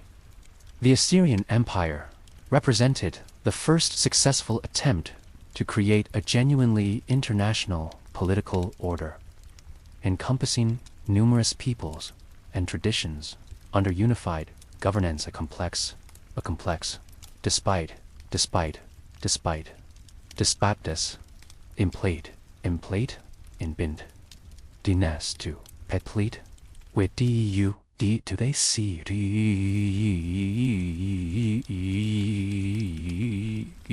there you, identity, you,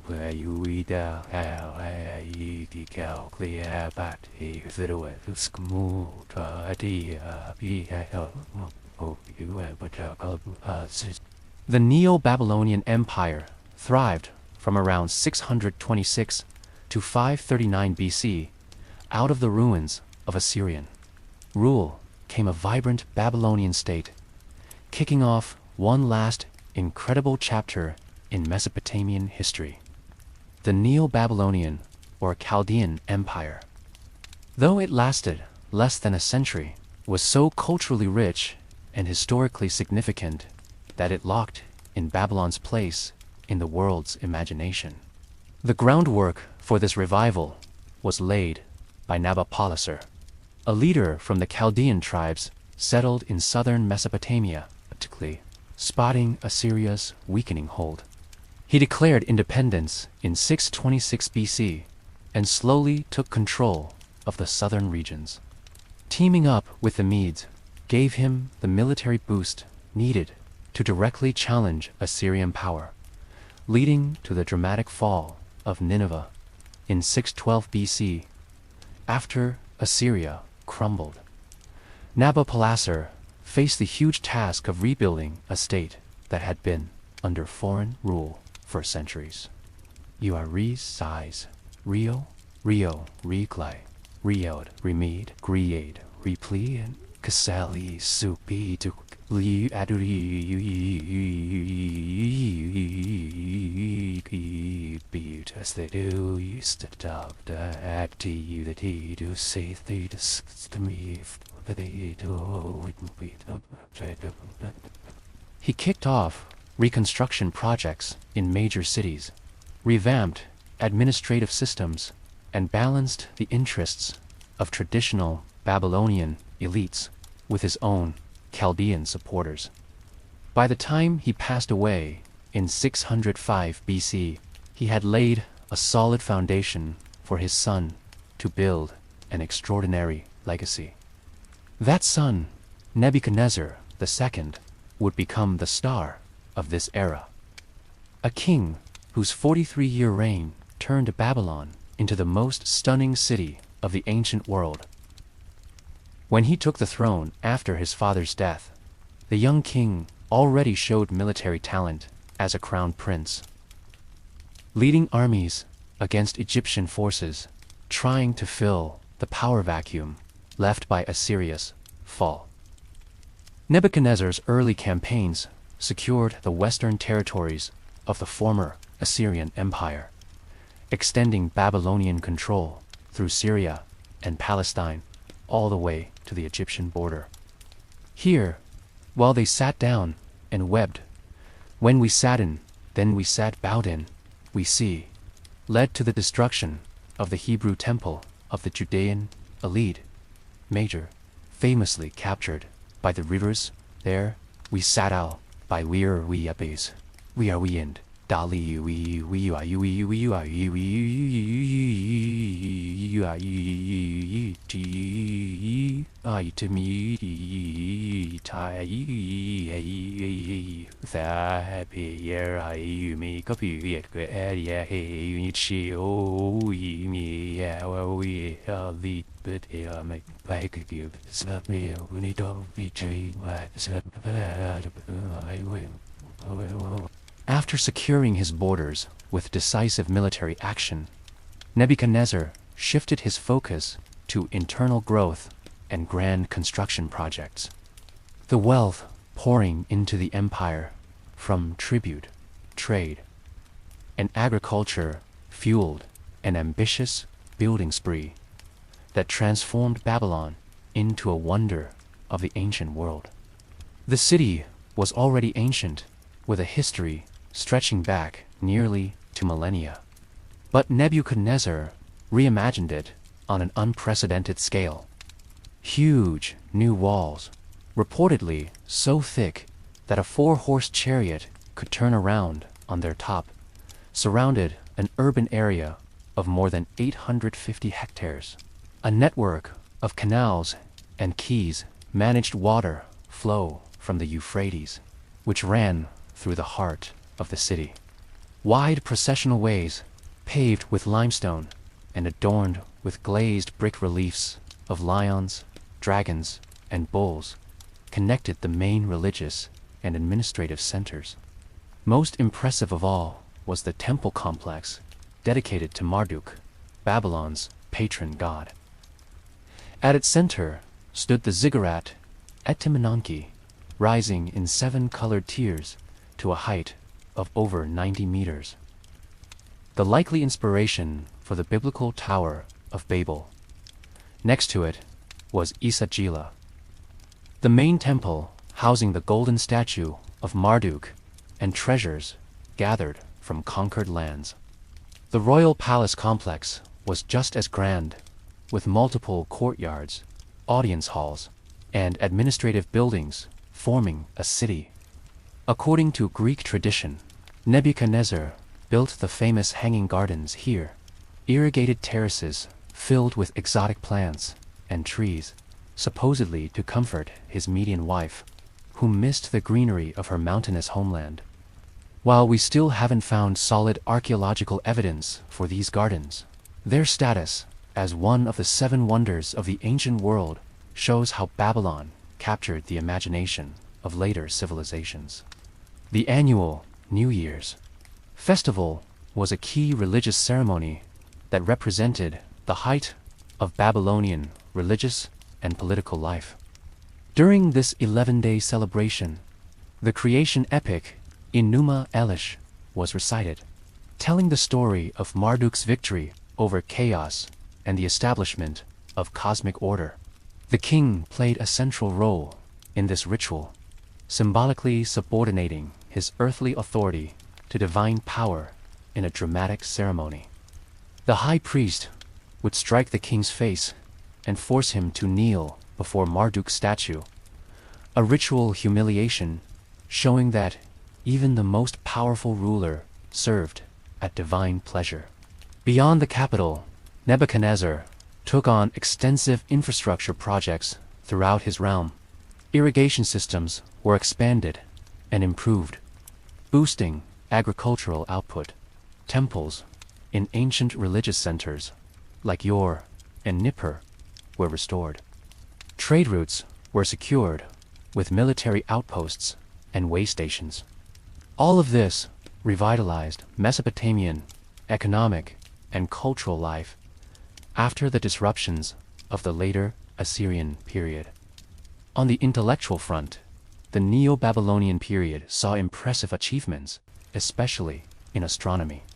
Court scholars refined observational techniques developed over previous centuries, creating increasingly accurate methods for predicting celestial events.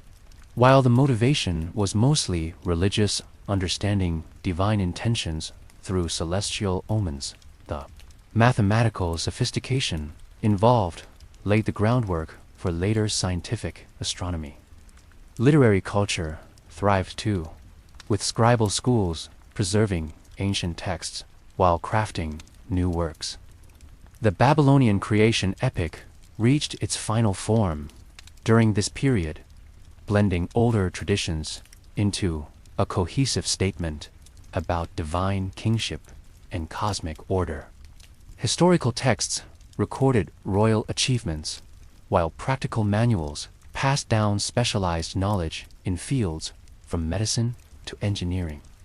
Extensive administrative records reveal a complex economic system, blending state-managed resources with private businesses. Temple and palace organizations controlled vast agricultural estates, workshops, and trade operations. At the same time, private families ran independent businesses, with some growing into powerful banking houses that financed commercial ventures and agricultural development through sophisticated credit arrangements. Nebuchadnezzar's death in 562 BC exposed a hidden weakness in the seemingly mighty empire: the lack of institutional structures to manage succession and maintain stability after a dominant ruler's passing. A military officer who had married into the royal family. After Neriglissar's short reign, his young son was quickly deposed in favor of Nabonidus, whose connection to the royal family remains unclear. This unusual figure became the last native ruler of independent Babylon, overseeing its final years with policies that sparked growing internal opposition. Nabonidus showed particular devotion to Sin, the moon god, raising this deity's status in ways that upset the powerful priests of Marduk, who had enjoyed top status under previous rulers. Even more controversially, Nabonidus spent 10 years of his 17-year reign in the Arabian oasis of Tema, leaving his son Belshazzar as regent in Babylon. The reasons for this unusual absence from the capital are still debated. Maybe it was commercial interests, religious motivations, or health issues. Whatever the reason, this unprecedented arrangement weakened central authority and alienated key groups within Babylonian society. The priests of Marduk, aristocratic families, and urban elites grew increasingly unhappy with what they saw as religious deviation and neglect of traditional ceremonies. Meanwhile, a new power was rising beyond the empire's eastern borders. The Persians, led by Cyrus II, later known as the Great, were consolidating control over the Iranian plateau, overthrowing their former Median overlords and creating a formidable new kingdom. In 539 BC, Persian forces approached Babylon after defeating outlying garrisons. The biblical account of the city's fall, featuring the famous writing on the wall, interpreted by the prophet Daniel, suggests a night of feasting and revelry interrupted by enemy intrusion. Archaeological and contemporary Persian sources tell a different story. Babylon surrendered with little resistance, and Cyrus entered the city as a respectful liberator rather than a destructive conqueror. His famous cylinder inscription, discovered by modern archaeologists, portrays him as chosen by Marduk to restore proper worship and just governance after Nabonidus' alleged neglect. Whether through divine will or political savvy, this peaceful transition preserved Babylon's physical beauty while ending its political independence.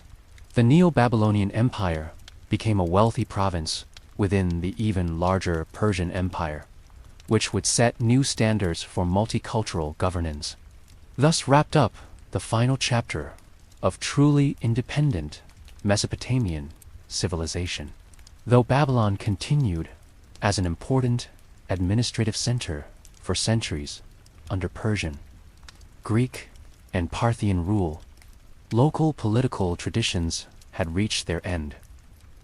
The legacy of this brief but brilliant Neo-Babylonian Renaissance would endure, not just in archaeological remains, but in cultural memory, from biblical stories of exile and prophetic visions to Greek historical accounts, from the wonders of the ancient world to the symbolic power of Babylon in art and literature across the ages. The Persian conquest, 539 BC. The year 539 BC was a game-changer in Mesopotamian history. After 3,000 years of local rule, mixed with a few outside invasions, this region was about to join a huge multicultural empire that stretched far beyond its usual borders. And guess what? This shift didn't start with a bang, but rather a surprisingly smooth handover that kept Babylon's stunning architecture intact while changing its political scene forever. So, who made this historic move? That would be Cyrus II of Persia, famously known as the Great. Believe it or not, his background didn't scream future conqueror. The Persians were just a bunch of semi-nomadic tribes hanging out in the southern Zagros Mountains in the Iranian plateau, often playing second fiddle to more powerful neighbors. Cyrus's family, the Achaemenid clan, had managed to carve out a small kingdom in Angshan, Iran, but they were still under the thumb of the Medes. Cyrus's rise kicked off when he took down the Median Empire around 550 BC. According to the Greek historian Herodotus, Cyrus was raised in secret because his grandfather, the Median king Astyages, had a dream that his grandson would overthrow him. Even after attempts to get rid of him, Cyrus survived and went on to fulfill that prophecy, taking over his grandfather's territory. In no time, he turned that initial victory into a whirlwind of conquests. Within just 10 years, he had control over most of Western Asia, bringing in the rich kingdom of Lydia in Anatolia, the Greek cities along the Ionian coast, and various regions of the Iranian plateau. His military style was a mix of smart tactics and flexibility. But what really set him apart was how he treated the people he conquered. Unlike other conquerors who imposed their own cultures and squashed local traditions, Cyrus introduced a groundbreaking policy of cultural and religious tolerance. The people he conquered kept their customs, local governments, and religious practices. His empire focused on winning loyalty and ensuring tribute flowed in, while causing as little disruption as possible to local societies. As this powerful new empire pushed westward, the last Neo-Babylonian king, Nabonidus, found himself increasingly isolated. He had spent a decade chilling in the Arabian oasis of Tema for reasons that are still up for debate. When he finally returned to Babylon, he faced backlash for his religious policies and governing style. His devotion to Sin, the moon god, didn't sit well with the influential priesthood of Marduk, Babylon's traditional patron deity. His neglect of important religious festivals, especially the New Year's celebration, raised concerns about cosmic order. Meanwhile, various groups within Babylon were unhappy with his strict policies, creating potential allies for any invader promising a more lenient rule. When the Persian forces approached Babylon in 539 BC, they found a society that was pretty divided. Some frontier garrisons put up a fight, while others surrendered without a second thought. Nabonidus gathered troops to face the threat, but the big battle everyone expected never happened. Instead, Cyrus's general, Gubaru, pulled off a brilliant move by diverting river waters to lower the Euphrates, allowing troops to sneak into Babylon beneath its massive walls. The Nabonidus Chronicle, a contemporary Babylonian text, describes the city's fall in a surprisingly calm manner.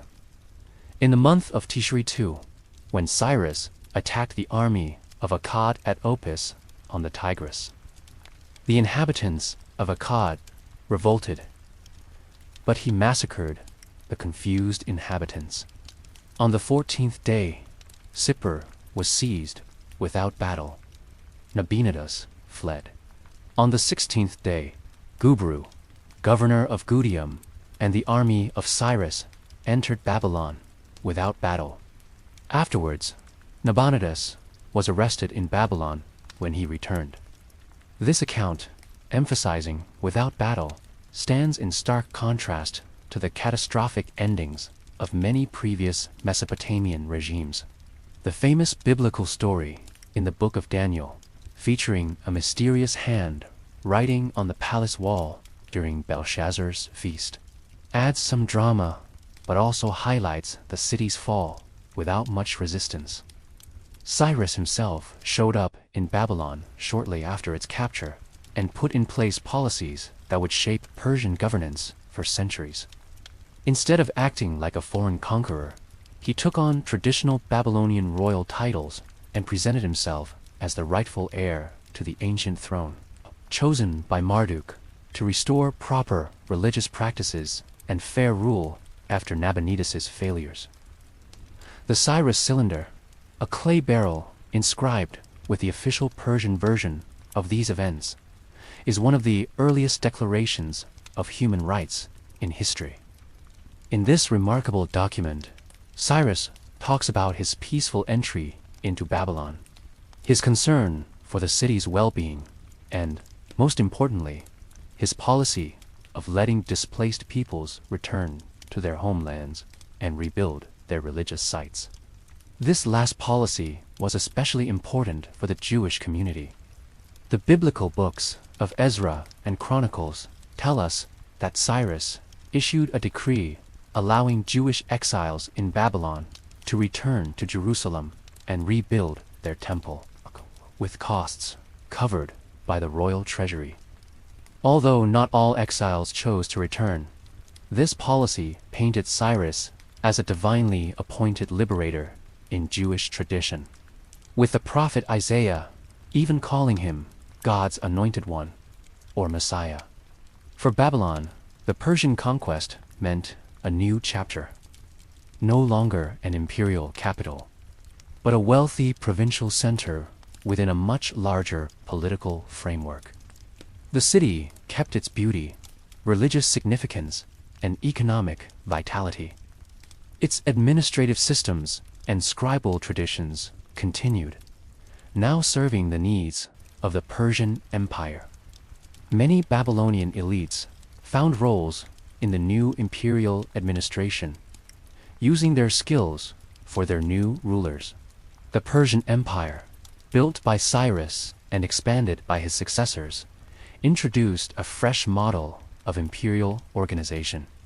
It was divided into provinces called satraps, each governed by a satrap, often from Persian nobility. This setup balanced central control with local autonomy. A common administrative language, Aramaic, standardized coinage, and an impressive road network made governance easier across vast distances. Religious policy stayed true to Cyrus's original approach. Local cults and practices continued without interference, while Persian rulers participated in traditional ceremonies when visiting major centers like Babylon. The Achaemenid kings practiced Zoroastrianism, an Iranian faith focused on the cosmic struggle between truth and falsehood. But they didn't force this religion on the people they ruled.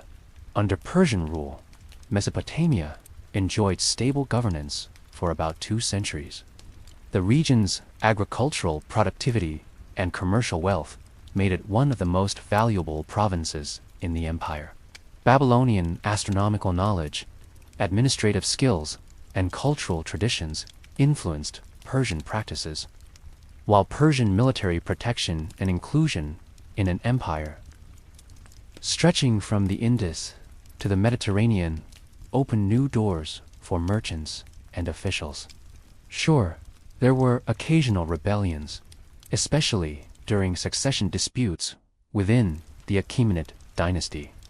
Babylon revolted twice during the turbulent rise of Darius I around 522 BC and again after Xerxes' death in 465 BC.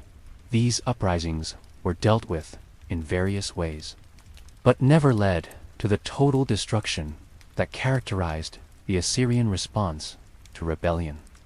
The Achaemenid dynasty ruled Mesopotamia until 331 BC, when Alexander the Great defeated the last Persian king, Darius III, claiming the vast empire for himself. With his victory, Hellenistic culture began to seep into the ancient land between the rivers, starting yet another chapter in its long history.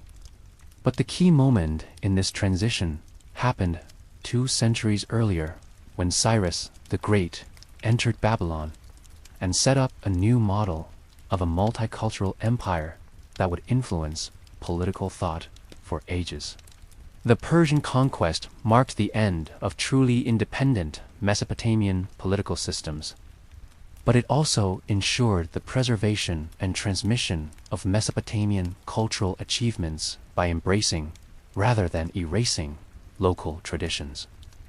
The Persian Empire created a space where ancient knowledge could thrive and eventually be passed on to new civilizations, making sure the legacy of the land between the rivers would live on long after its political independence faded into history.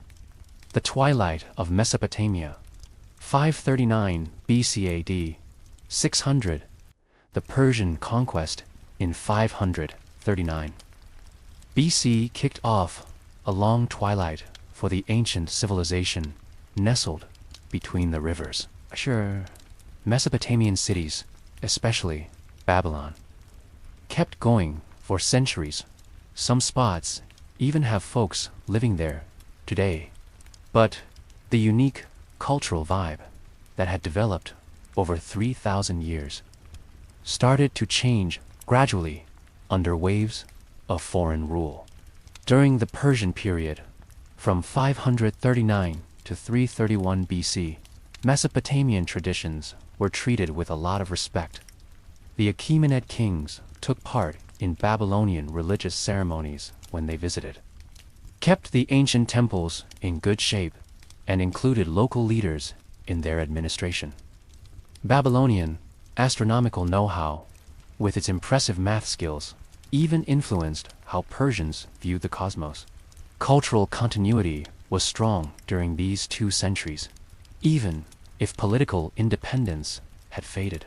Things took a dramatic turn with the arrival of Alexander the Great, who took down the Persian forces led by Darius III in 331 BC. After this victory, the Macedonian conqueror rolled into Babylon, getting a warm welcome from locals who might have been hoping for a break from Persian rule. Alexander seemed to get how important the city was in history.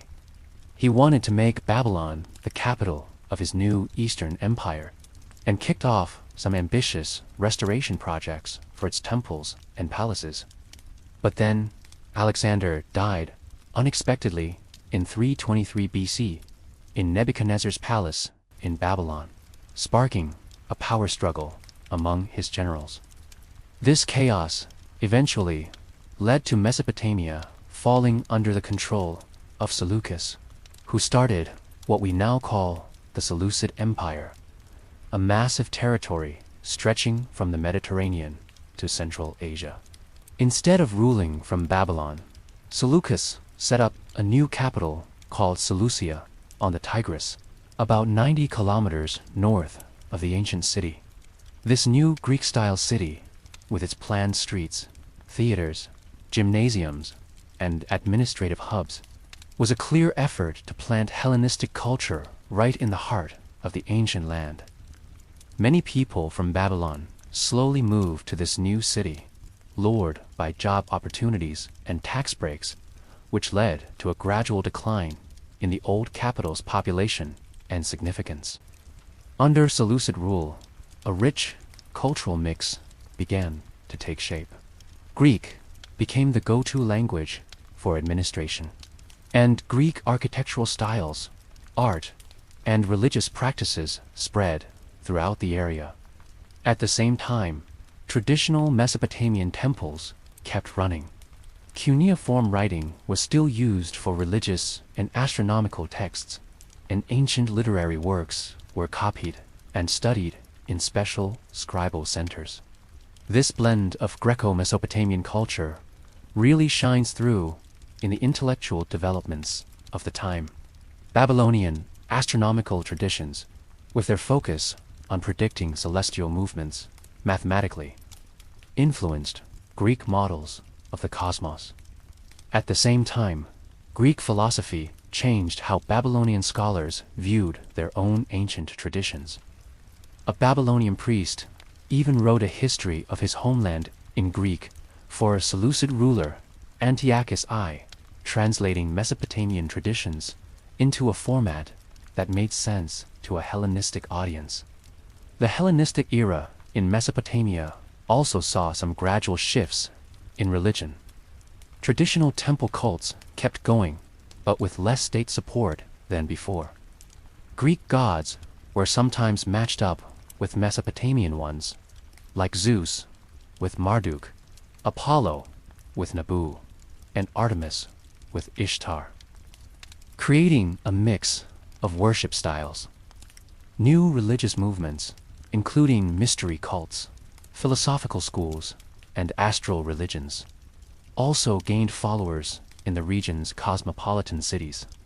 Political control shifted again in the late Seleucid period as the empire weakened through internal dynastic conflicts and external pressures.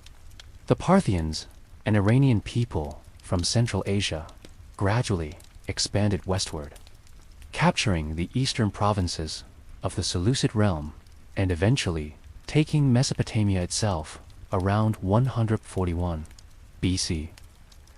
Their arrival marked another stage in the region's transformation. The Parthian period represented a partial return to Eastern cultural patterns after the Hellenistic interlude, while Greek remained an important administrative and cultural language. Aramaic gained increasing prominence, and Iranian cultural elements became more visible in art and royal ideology. The Parthians followed a decentralized governing approach, allowing considerable autonomy to local authorities, including Greek-style city councils and traditional temple administrations. During this era, Babylon continued its slow decline. Though still inhabited and maintaining some religious significance, it had been eclipsed by newer urban centers.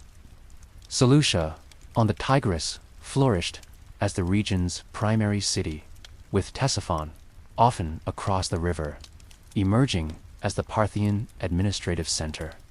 Uruk, one of the oldest Mesopotamian cities, maintained surprising vitality, with its main temple complex dedicated to Ishtar remaining active well into the Parthian period.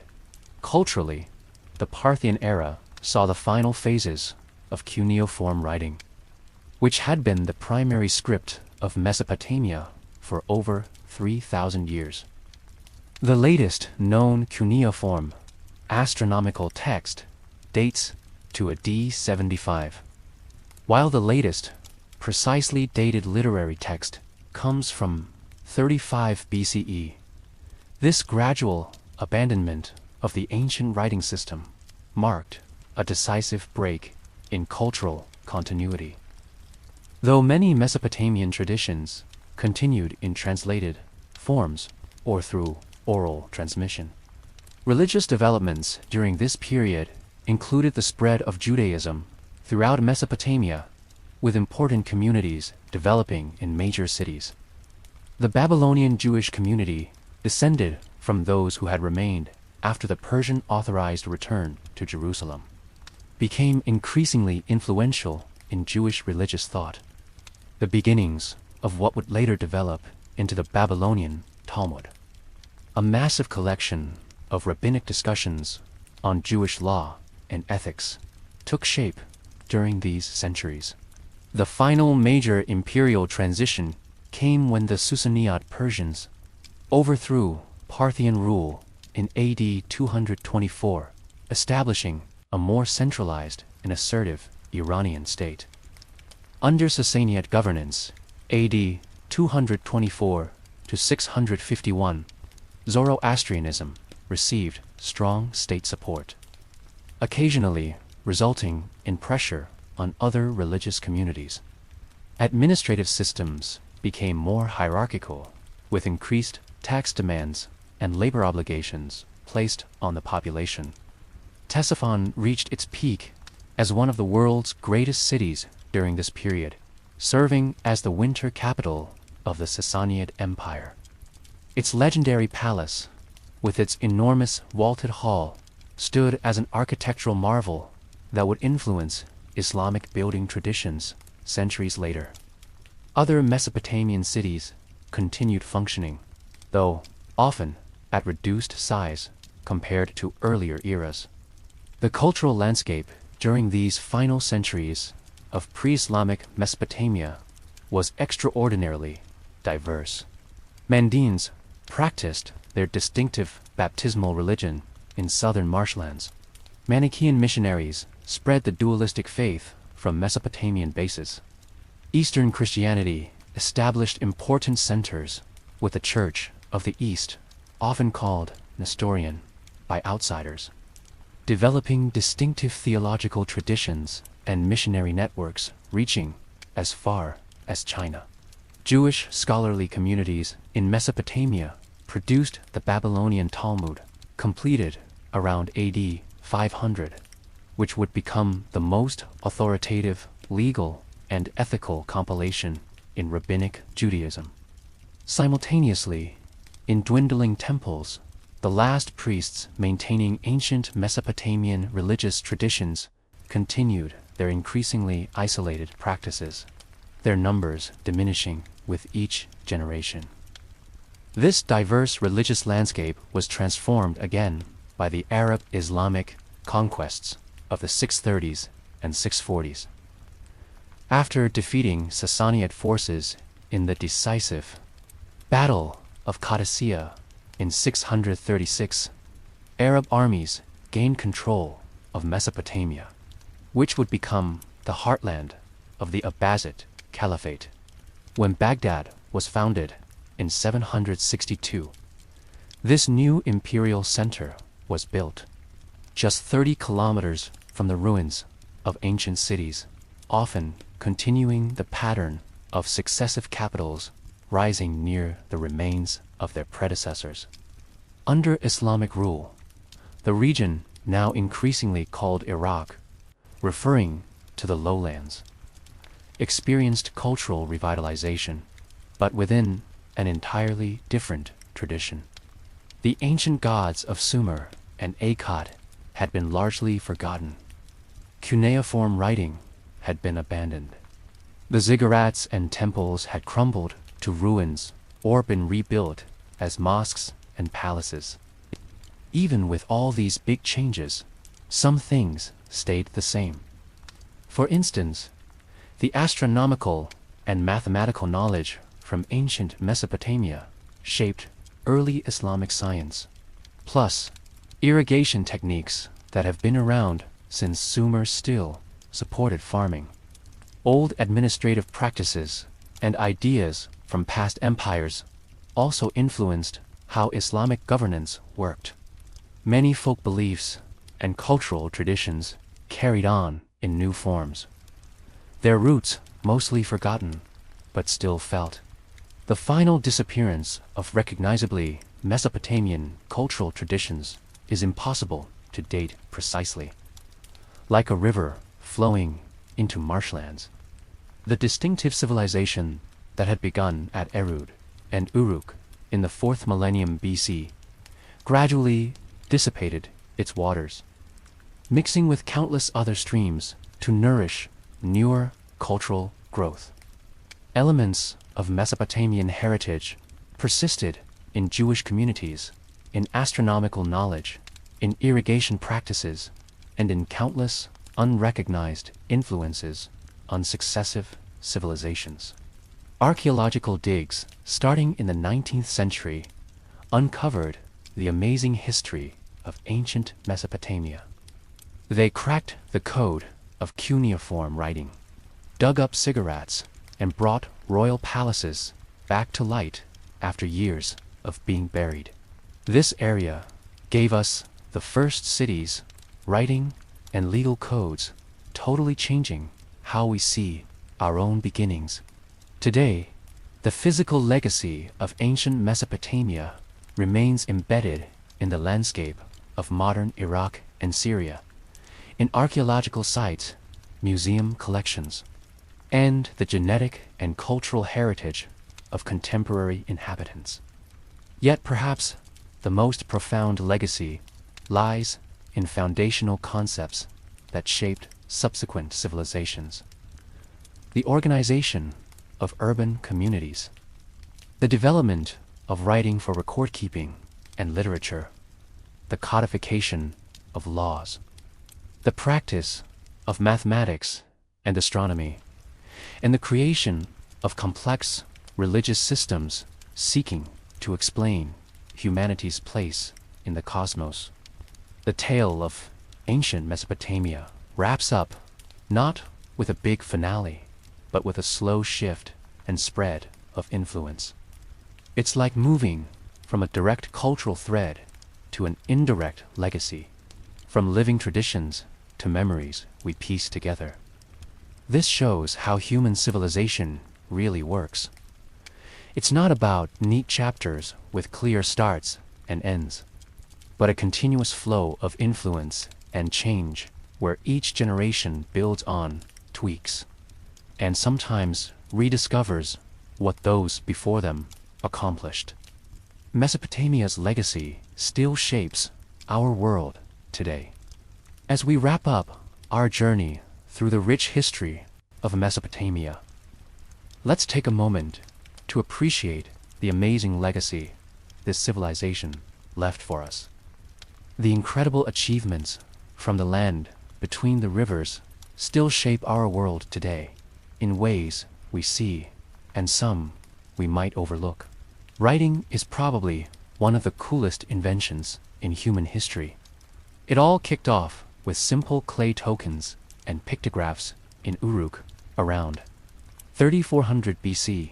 What started as a way to keep track of crops and trade slowly turned into a powerful tool for sharing big ideas, saving stories, making laws, and passing down knowledge through the ages.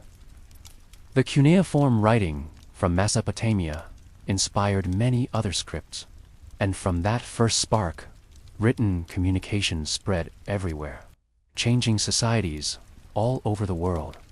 The way urban communities came together with their specialized jobs, civic infrastructure, and intricate social hierarchies really took shape in the early cities of Sumer. This is where people first faced challenges that still resonate today, figuring out how to govern crowded populations, manage shared resources, regulate economic activities, and keep social order amid competing interests. The solutions that emerged in these early urban hubs, from local councils to written laws and tax systems to religious institutions, set the groundwork for countless societies that followed. Mathematics and astronomy started out from practical needs like measuring land, planning buildings, and creating calendars, but they really blossomed in the scholarly traditions of Mesopotamia. The sexagesimal system, created by Sumerian officials using units of 60, still influences how we measure time and angles today. Whenever we say 60 seconds in a minute or 360 degrees in a circle, we're actually echoing the work of priests and scribes who gazed at the stars from temple platforms in Mesopotamia thousands of years ago. Legal concepts fundamental to orderly society found early formal expression in Mesopotamian law codes, from Unamu to Hammurabi. These collections established principles of justice, procedures for resolving disputes, standards for commercial transactions, and protections for various social classes. While often harsh by modern standards, these codes represented a revolutionary advance.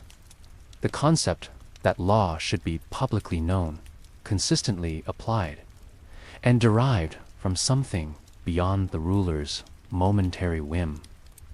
This principle of established law, rather than arbitrary authority, underlies all modern legal systems. Religious and mythological frameworks from Mesopotamia really influenced how folks viewed theology across the Middle East and beyond. Just look at the flood story in the Epic of Gilgamesh. It shares some striking similarities with later biblical tales. Themes like divine justice, the clash between order and chaos, and how humans relate to supernatural forces all pop up in Mesopotamian texts, leaving a lasting impact on later religions. Even the way people practiced their faith, from priests to rituals and sacred buildings, can be traced back to these ancient roots. Technological innovations from this ancient land transformed daily life and economic possibilities. Irrigation systems developed by Sumerian farmers allowed agriculture to flourish in semi-arid environments, dramatically increasing food production. The potter's wheel revolutionized ceramic manufacturing. Advances in metallurgy progressed from simple copper tools to sophisticated bronze alloys. Wheeled vehicles changed transportation possibilities. Glass production, textile manufacturing, and countless other crafts reached levels of refinement that would influence subsequent civilizations across multiple continents. Political organizations, from city-states to vast empires, really took shape between the Tigris and Euphrates rivers. Mesopotamian rulers like Sargon and Nebuchadnezzar faced key challenges balancing local autonomy with central control, blending traditional ways with efficient administration, and managing diverse populations under one government. Their successes and failures in statecraft offered valuable lessons for future political systems throughout the ancient world. Literary forms exploring fundamental human questions emerged in the world's earliest known creative texts. The Epic of Gilgamesh confronts mortality, friendship, and the search for meaning in the face of inevitable death. Wisdom literature offered reflections on justice and suffering that would find parallels in later works like the biblical Book of Job. Creation myths explored humanity's place in the cosmic order. Love poetry, royal hymns, proverb collections, and humorous tales all found expression in cuneiform texts, establishing narrative and poetic traditions that would influence subsequent literature. Perhaps most profoundly, Mesopotamia demonstrated humanity's capacity for cumulative cultural achievement, the ability to build upon previous generations' discoveries, to preserve and transmit knowledge, to adapt traditional practices to new circumstances, and to create institutions outlasting individual lifespans. This fundamental aspect of human civilization, our ability to stand on the shoulders of those who came before us, found its first sustained expression in the long cultural continuity between the rivers. When we trace these influences, we must acknowledge the complex nature of cultural transmission and parallel development. Some Mesopotamian innovations directly influenced subsequent societies through documented contact and deliberate adoption. Others may represent independent solutions to universal human challenges, with similarities reflecting common problems rather than direct influence. In many cases, Mesopotamian practices reached later societies through multiple intermediaries, transformed through successive cultural translations. The link between ancient Mesopotamia and our world today is like a huge river with tons of tributaries and branches. Some paths are still clear and direct, while others twist and turn through complicated networks. Some even seem to vanish underground, only to pop up in surprising places later on. The waters that once flowed through the Tigris and Euphrates have mixed with many other streams, but they're still part of the big current of human civilization that keeps going strong. In our modern world, filled with electricity, digital tech, and space exploration, it's easy to brush off those ancient achievements as outdated or unimportant. But the big questions of life, like how to grow enough food, build fair societies, understand our place in the universe, share our dreams and fears through art, and face our own mortality, are just as relevant now as they were for the people of Uruk or Babylon. The story of Mesopotamia teaches us that civilization isn't just something we own. It's a journey. It started long before we were around and will carry on long after we're gone. We inherit a wealth of traditions, innovations, and wisdom that go back thousands of years, tracing all the way back to those first farmers who settled by those ancient rivers, beginning humanity's quest to create something beyond our individual lives. Wrapping up our dive into ancient Mesopotamia, it's pretty cool to see how these folks, even with all that time between us, faced challenges that feel so familiar today. Their wins and losses, their smarts and mistakes, their bravery and harshness, these are all parts of being human that we still relate to. Sure, civilizations have changed a ton over the years, but the core experiences of love, fear, wonder, and chaos are still with us. The impact of Mesopotamia is all around us, our daily lives, in what we write, in our cities and laws, and even in our beliefs and scientific pursuits. We're still on that journey to find meaning and create beauty in a world that, much like those unpredictable ancient floods, our way